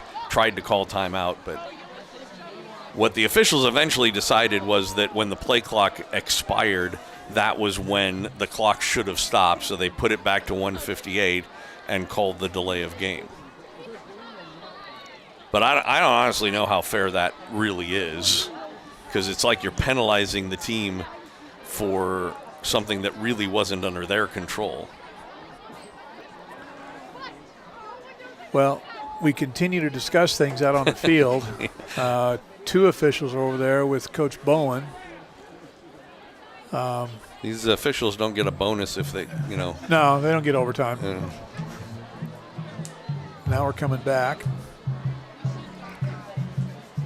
But look at Ethan Curry standing. He's deep. Yeah, he is standing at his own 15-yard line. the punter, Ishkandrani, is within his own 20. He's standing at about his own 17. He would have to kick the ball about 60 yards for it to get to where Ethan is standing. And I don't know if he's planning on coming up or something, but talk about respect for a leg. Well, it would be much easier to come forward and field the ball than it would be to Well, I think he got burned. He did get burned earlier in the game, Yeah. if you remember, where a punt went over his head. Yeah. And so I think he's ready to step up on it. Well, now we have two officials talking with Coach Stewart because, after all, that's only fair, right? Well, of course. They had the two official conference on the far sideline. Now they're going to have one on this near sideline. And I feel like all the players ought to be doing some stretching. Well, that's the thing. This has been taking, I mean, a good, what would you say, 5 minutes? Oh, yeah. I'd say 5 easily. It's 4th and 10, assuming that the delay of game holds up. And again, if I'm Coach Stewart, I'm complaining. It's like, what did you expect me to do? The play clock said 25. What do you want me, Yeah, exactly. Am I supposed to ignore that,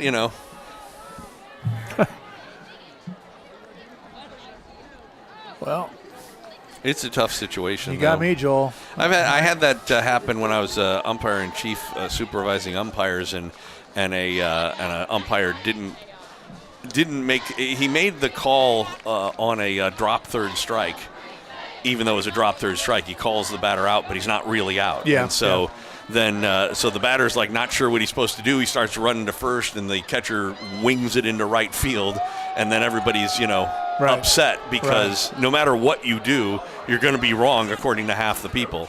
Now we're going back to the other sideline. Maybe these officials are just looking to get all their steps in. Their 10,000 steps for the day. I am going to say this, Joel. Okay.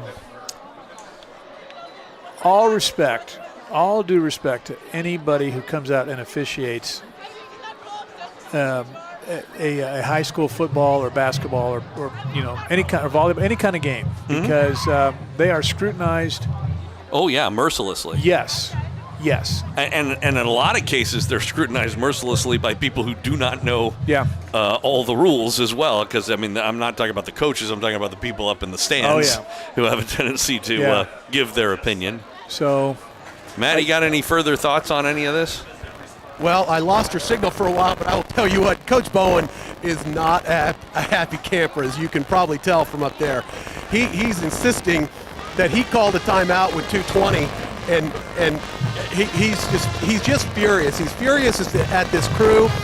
He doesn't know any of them. They're not a crew that anybody around here has any idea who they're with, and he is just he's just not happy. He's just perplexed. I have to say, I did think it was odd when they were allowing this clock to tick down when they had the timeout way back before any of this happened. And the fact that, this whole thing, this whole conversation, everything is taking way too long. Yeah. And look, the players, I would imagine there could be a really blown up play here. Here we go. We're lining Here we go. We'll see what happens. Punt formation. And it's a bit of a high snap. They do come after him a little bit. Line drive kick. And it takes a great Firebird bounce, goes right to the 30-yard line and comes to a rest. So not bad field position for the Lions, but I don't know. 70 yards. I was going to say, well, and it's 70 yards just to get them within one score. Yeah. There's a minute 48 to go, and they trail by 10. It's not like it's a one-score game. 24-14 our score. So now, I said earlier, like what seems like a half an hour ago of real time, when there was about 5 minutes to go in the game, that the Lions didn't need to panic. It's not like they needed to get a 50-yard bomb. Well, now they kind of do. Now they kind of do, yeah. They need to be efficient, no negative plays, and Free State just needs to keep the ball in front of them at all times and make tackles. They are coming after Bowen as he throws near side to Jackson Becker. He'll go out of bounds. After picking up 7 yards up to the 37-yard line. It'll be 2nd down and 3. A couple of seconds tick off, 1:44. And both teams need to avoid penalties, Joel. Absolutely. Although this is one of those situations where the rules are odd as we get and there's a penalty. Yeah. And the throw, and then there's a second flag. Again, it was intended for Becker. incomplete pass. There were 2 penalties. One of them, I think this may be offsetting. So there's pass interference on the defense, and I believe there may be an illegal formation on the offense. Let's see what it is. I think that is. I think we're going to end up with offsetting penalties here. The first flag was immediately. Yeah, it was on the snap. That's Yeah. why I think it was possibly a illegal formation. And indeed, that is what the case was. It's an illegal formation on the Lions and a pass interference, and that's a huge penalty on Lawrence because it would have given them 15 yards on the pass interference, but instead will go down as offsetting penalties, and it'll be they'll just replay the down, 2nd down and 3. It did cost them 3 seconds. So 1:41 left to go. So back to throw is Bowen. He's looking. He'll throw near side. It is caught by Taj Edwards. Tried to get to the out-of-bounds marker and just did put that ball down on the white. And the ball's on the 45, or, well, just making sure that they're not. Yeah, they did call it out of bounds. Clock is stopped with 1:35. I was going to say a minute ago, this is one of those times where the way they do high school rules favor taking a penalty if you get beat. If you get beat, yes. Because the most you can get is 15 yards as opposed to the part of the tackle the guy, do whatever you got to do. Commit your pass interference. Yeah. Which is one of the reasons why I don't like the rule. Yeah. I always hate rules when it's in your best interest to break them. Back to throw is Bowen. He's looking over the middle. He'll throw, and it is caught. And nope, I take it back. He dropped it. Ethan Curry had it, but good defensive play. It was Bengoa, I believe, who came up and forced that out. So it'll be 2nd and 10. Although, to be honest, it may actually be better for the Lions that he didn't catch it. Boy, Crow Bengoa, there's a name we have not called tonight, and he is typically one who makes a lot of big plays on defense. So you've got trips on the right, Twins on the left. Empty backfield for Bowen. 2nd down and 10. Ball's on the 45. Back to throw is Banks. He throws down the far sideline, almost intercepted. Overthrew his intended receiver, and I tell you what, Prescott was over there.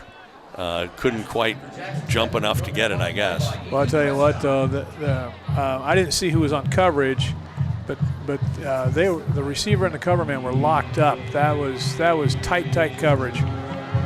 So 3rd down and 10. Clock's at 1:15 left to go. As they're going to bring Finney in and send McGee off. So one less receiver out there. And it's going to be Bowen on the quarterback draw, and he's going to run out of bounds and set up a 4th down and 8. I guess he decided that stopping the clock was more important than getting any extra yardage there, because he was going forward, saw that he wasn't going to get a 1st down, and so he ran to the sideline. So this is a ball game here at this point. I think that's a good decision. I mean, well, they do have the one timeout, but he saved some seconds. Yeah. He might have got tackled in bounds. So right, but like I said, they do have the one timeout, so he could have taken it. And now it's a 4th and 8. So the game comes down to this. Twins on either side. Edwards in the backfield. Back to throw is Bowen. He's getting rushed. He throws near side Becker. He is hit, and he is shy of a 1st down. So it's going to go to Free State, and they are going to win this game.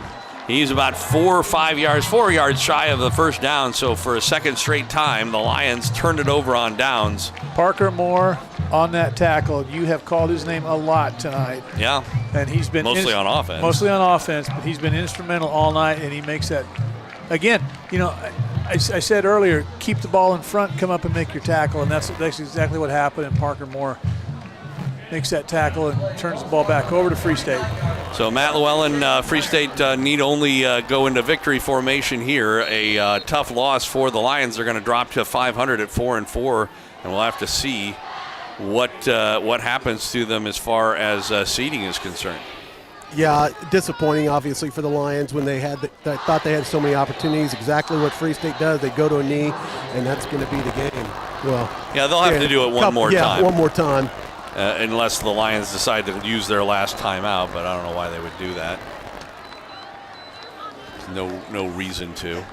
So the Chesty Lions could find themselves on the road next week. I don't think so. I think there'll be enough 4-4 teams that Lawrence High will end up on the top side of the bracket, but not by much. It's going to be, that also means they're going to play a team that's a much better team.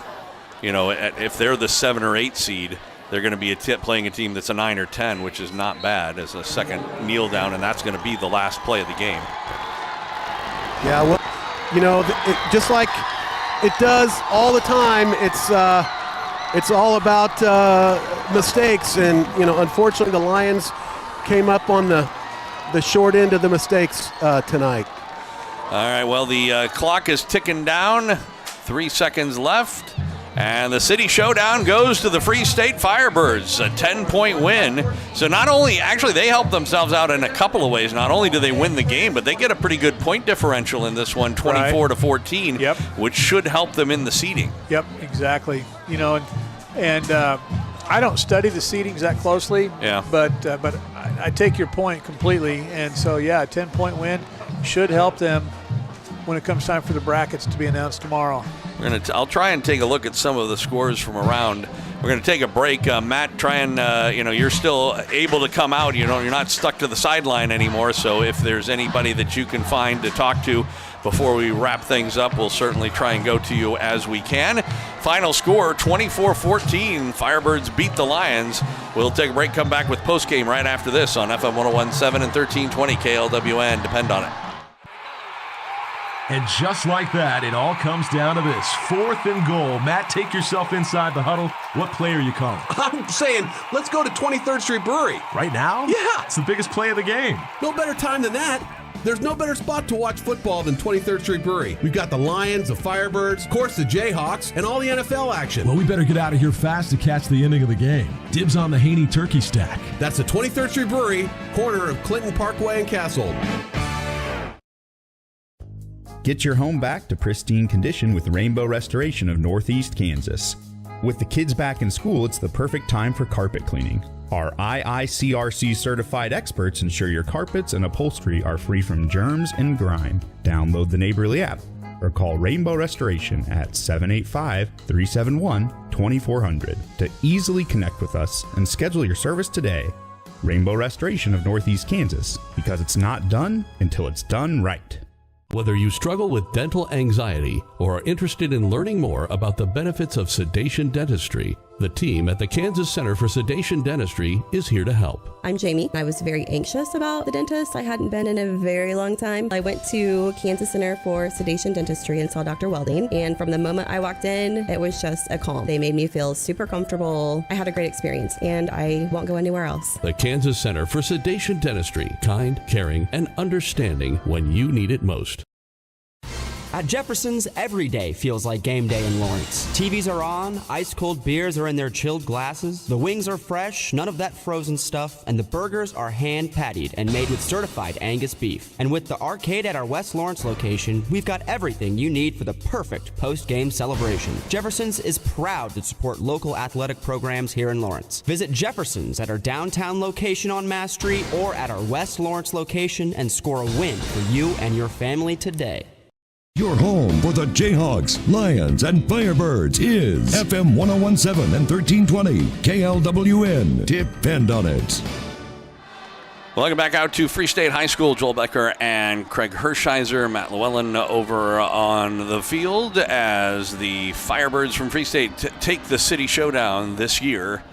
24-14 the final over the Chesty Lions from Lawrence High School. A jubilant crowd at home here for the Firebirds, and Craig, it was it was a roller coaster of a game. Yep. Firebirds were leading at 1.7-0 and 10-7. Then they were trailing 14-10. Came back with a score to make it 17-14, and then really the big thing toward the end of the third quarter when they opened up the 2-score lead was that the pass down the sideline was really what ended up being the nail in the coffin. Yeah, and Free State, their opening drive, they looked so efficient. They marched right down the field, and but you knew that wasn't going to be the case the whole game, just because that's not how these games go. Lawrence High had their moments where they looked highly efficient, really explosive. Bowen is a heck of a quarterback. And so, like you said at the outset, it was the mistakes. And, of course, you're not going to play a mistake-free football game, but yes, those mistakes open the doors for some scores during the game, and Free State managed to come up with walk through those doors often enough for 24 points in the win. So I'm trying to look to see whether or not we have any good scores for you as far as other potential teams that these teams will be playing. Of course, both teams are still going to be playing in the playoffs next week. Let's see. Boy, Shawnee Mission North, Olathe North is 46-40 with 3 minutes and 40 seconds to go in regulation time. And who's up? It's North. Shawnee Mission North is up over Olathe North. Over Olathe North. Yeah. 2 weeks ago, or maybe 3 weeks ago, Free State went over. Shawnee Mission North was a one-win team. Yeah. But at the end of the game, I said, don't tell anybody from Free State that's only a one-win team, because they look really dangerous. Free State won, but it was a struggle. So Gardner Edgerton's going to finish the regular season 7-1 as they've beaten Olathe West 49-26 in that game. This doesn't have anything to do with us, but it's just still worth talking about in that over in Tonganoxie, they're in overtime. Tonganoxie and Ottawa tied up at 31. So that's going to be exciting. Well, keeping an eye on Matt Llewellyn, see if he doesn't pick somebody up. And he's waving at us, so it doesn't look like he has. But that doesn't mean he's not going to have anything to say at some point. I can guarantee you he's got something to say. Yeah. Okay. Sorry, I didn't know you guys were listening to me. We always listen to you. What are you talking about? Yeah, I mean, of course, it's a very, very jubilant crowd here at Free State, and they've got a cool scripted thing, and I see, Allison Moore is hugging the injured Free State player that looks like he's hobbling off on crutches, so it unfortunately doesn't look good for him. And we hate to hear that. And so that might be the end of his season. Here's some good news for Free State. Olathe South has beaten Shawnee Mission East in overtime, 27-20. They were the team that was ahead of both going into this week by points or by run or score differential, and so that's actually good news for Free State. That's going to put them ahead of them in the standings. So hey, fellas. Yeah, go ahead, Matt. Hey, fellas. So now this is not very characteristic of me, but I tracked down one of the Moore boys, and so victorious for the Firebirds this year. How's it feeling, buddy? Feels really good, especially after last year. It feels really, really good. Yeah, last year was a hard there down at the very end. You guys pull it through this way, and it looks like you guys are having a great time tonight. Absolutely. It's again, like I said, feels great. Well, congratulations on the Firebirds, and be careful tonight, okay? Your mom is a little worried about you, I think. Yes, sir. I got you. Anything good going on tonight? Going home and go to bed. Oh, my goodness. Okay, they're going to bed here. The boys are taking this seriously. They're going to get ready for the playoffs next week. All right, thanks, Mac. Appreciate the reporting from the sideline tonight. So, Craig, obviously, for the Firebirds, that gives them some momentum. For the Lions, they're stuck in a situation here where they have seen a couple of losses going into the playoffs, and you really don't want to be backing your way into the playoffs. No, you really don't. And last week's was a surprise, right? Yeah, it was. Yeah. But the thing about this game is, whether it's football or volleyball or basketball or whatever, you got to remember there's another one next week. Yeah. So. Like we talked about beforehand, the seniors tonight can carry this for as long as they want to, the seniors that win. But as far as the team is concerned, there are still games to be played. You're going to come back to do your film study. You're going to come back and practice. You're going to get ready and prepare in order to advance through the playoffs. So it's high school football, Joel. I mean, there's some crazy stuff that just happens every year at the end of the season, right? Well, heck, anybody who follows the City Showdown already knows that from last year's game. Yeah, exactly. That game was wild last year. It really was. Wow. But you know what? I mean, the Lions are going to regroup. Clinton and his staff are going to have his kids ready to play next week. They've got a world of ability out there. They're well coached. and they will be ready to play next week. And for the Firebirds, they've got some momentum now. You know, they got two games in a row. They won a big one here. They just got to remember, enjoy the heck out of this tonight and however long tomorrow. But then when you come back, you know, for your films or meetings or whatever, you got to put this aside for a while and get ready to go for next week. So Shawnee Mission East, that loss by Shawnee Mission East may end up helping out Lawrence as well. Okay. Because that puts them 4-4. We know that Olathe West lost as well, and so they were 3-4 going in. That puts them at 3-5. The other 4-3 teams include Blue Valley Northwest, and that's it. And so let me see if I can't find out what Blue Valley Northwest did tonight. If we know yet, which I'm not totally sure. They won. So Blue Valley Northwest beat Blue Valley Southwest 40-13. So that's going to make them a 5-3 team, which means that, again, all of this is just a question of whether or not you end up on the top side of the bracket or not. And so Gardner, Edgerton, Blue Valley West were 6-1 going in. Shawnee Mission Northwest was 5-2 along with Olathe East. And Olathe Northwest did win to make them 5-3. So that's the top 5. And then Lawrence Free State will be number 6, and Blue Valley Northwest will be number 7. So that's the thing. So right now it's going to be all about Lawrence High and Shawnee Mission East. They're both 4-4.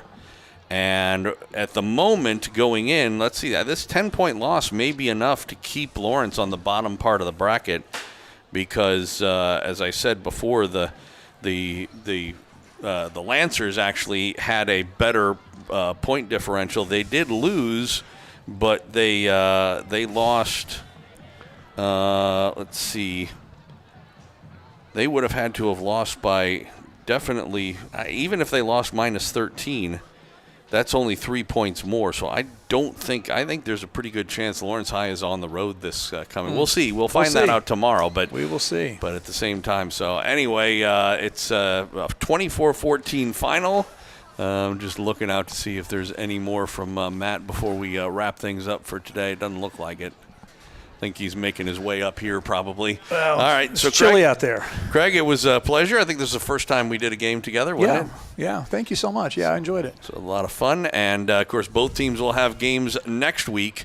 It'll be the first round of the playoffs. You'll be with Daniel Courtwright. Okay. Probably here. In fact, I can say definitely here. Yeah. At Free State High School, where myself and Matt Llewellyn will be, is Somewhere. still up in the road. We'll find that out. The final score 24-14. The Firebirds over the Chesty Lions. Want to thank Elijah back at the station for pushing the buttons for him, and also for Drew Stussy, who was running our camera. David Ward, our video producer. Matt Llewellyn and Craig Hershiser. Joel Becker here on FM 101.7 and 1320 KLWN. Depend on it. What's up, friends? I'm Sean Kellerman. And I'm Daniel Courtwright. Can't get enough of the Jayhawks? Tune in to Rock Chalk Sports Talk every weekday afternoon from 3 to 6. We'll give you the latest and greatest on all things Kansas, including KU football and basketball and more, as well as everything else you'd ever want to hear in the world of sports in Lawrence. Missed the show? Check out the Best of RCSD podcasts anywhere you get your podcasts to catch up on all things KU related. Rock Chalk Sports Talk, your only KU-centric radio show. Every weekday afternoon from 3 to 6 right here on KLWN. Rituals. We get up, get dressed, and yes, put our pants on one leg at a time. It's true. People are creatures of habit. Heck, on game days, I bet you can't wait to get off work. Jump in the car, turn on the radio, you listen to the pregame or your favorite sports announcer while picking up your dry cleaning and heading home to watch the game. Just like a ritual or a habit, Scott's Dry Cleaners, family-owned business, has been proud to serve the Lawrence and Topeka area throughout the years. Clothing and cleaning styles may have changed, but their work and service is the same. ScotchCleaners.com. This is Brian Haney, voice of the Kansas Jayhawks. I had the best experience with Dr. Kelly Dummerth and her staff at Lawrence Dental Aesthetics. They improved my smile by 4 shades of whiteness thanks to their new Zoom whitening. The best part was, though, they're so genuinely invested in the results of their patients. I highly recommend doing what I did and trust your smile to the great people of the Kansas Center for Sedation Dentistry. Top dental technology and absolutely no judgment. Learn more at kansascenterforsedationdentistry.com. At Sigler Pharmacy, your hometown pharmacy strives to make your experience as smooth and simple as possible. Sigler has a wide range of high-quality products and services to meet all your healthcare needs. Ask questions, find the right medical supplies, pick up an over-the-counter product, and of course, fill your prescriptions. Sigler has you covered. Call, click, or stop by any of Sigler's convenient locations to see how Sigler can take care of you. SiglerPharmacy.com. SiglerPharmacy.com. Kurt Gieser State Farm Agency understands the importance of being a member in the Lawrence community and supporting local. They also understand the importance of supporting you in Lawrence, whether it's through the peace of mind you get with insurance or helping you with any financial questions or needs. Just like this high school broadcast, Kurt Gieser State Farm Agency will tackle any issues you need covered. Give Kurt and his team a call at 785-843-0003 or visit them online at www.kurtinsures.com. Rituals. We get up, get dressed, and yes, put our pants on one leg at a time. It's true. People are creatures of habit. Heck, on game days, I bet you can't wait to get off work. Jump in the car, turn on the radio, you listen to Pregame or your favorite sports announcer while picking up your dry cleaning and heading home to watch the game. Just like a ritual or a habit, Scott's Dry Cleaners, family-owned business, has been proud to serve the Lawrence and Topeka area throughout the years. Clothing and cleaning styles may have changed, but their work and service is the same. ScotchCleaners.com. Your home for the Jayhawks, Lions, and Firebirds is FM 1017 and 1320 KLWN. Depend on it.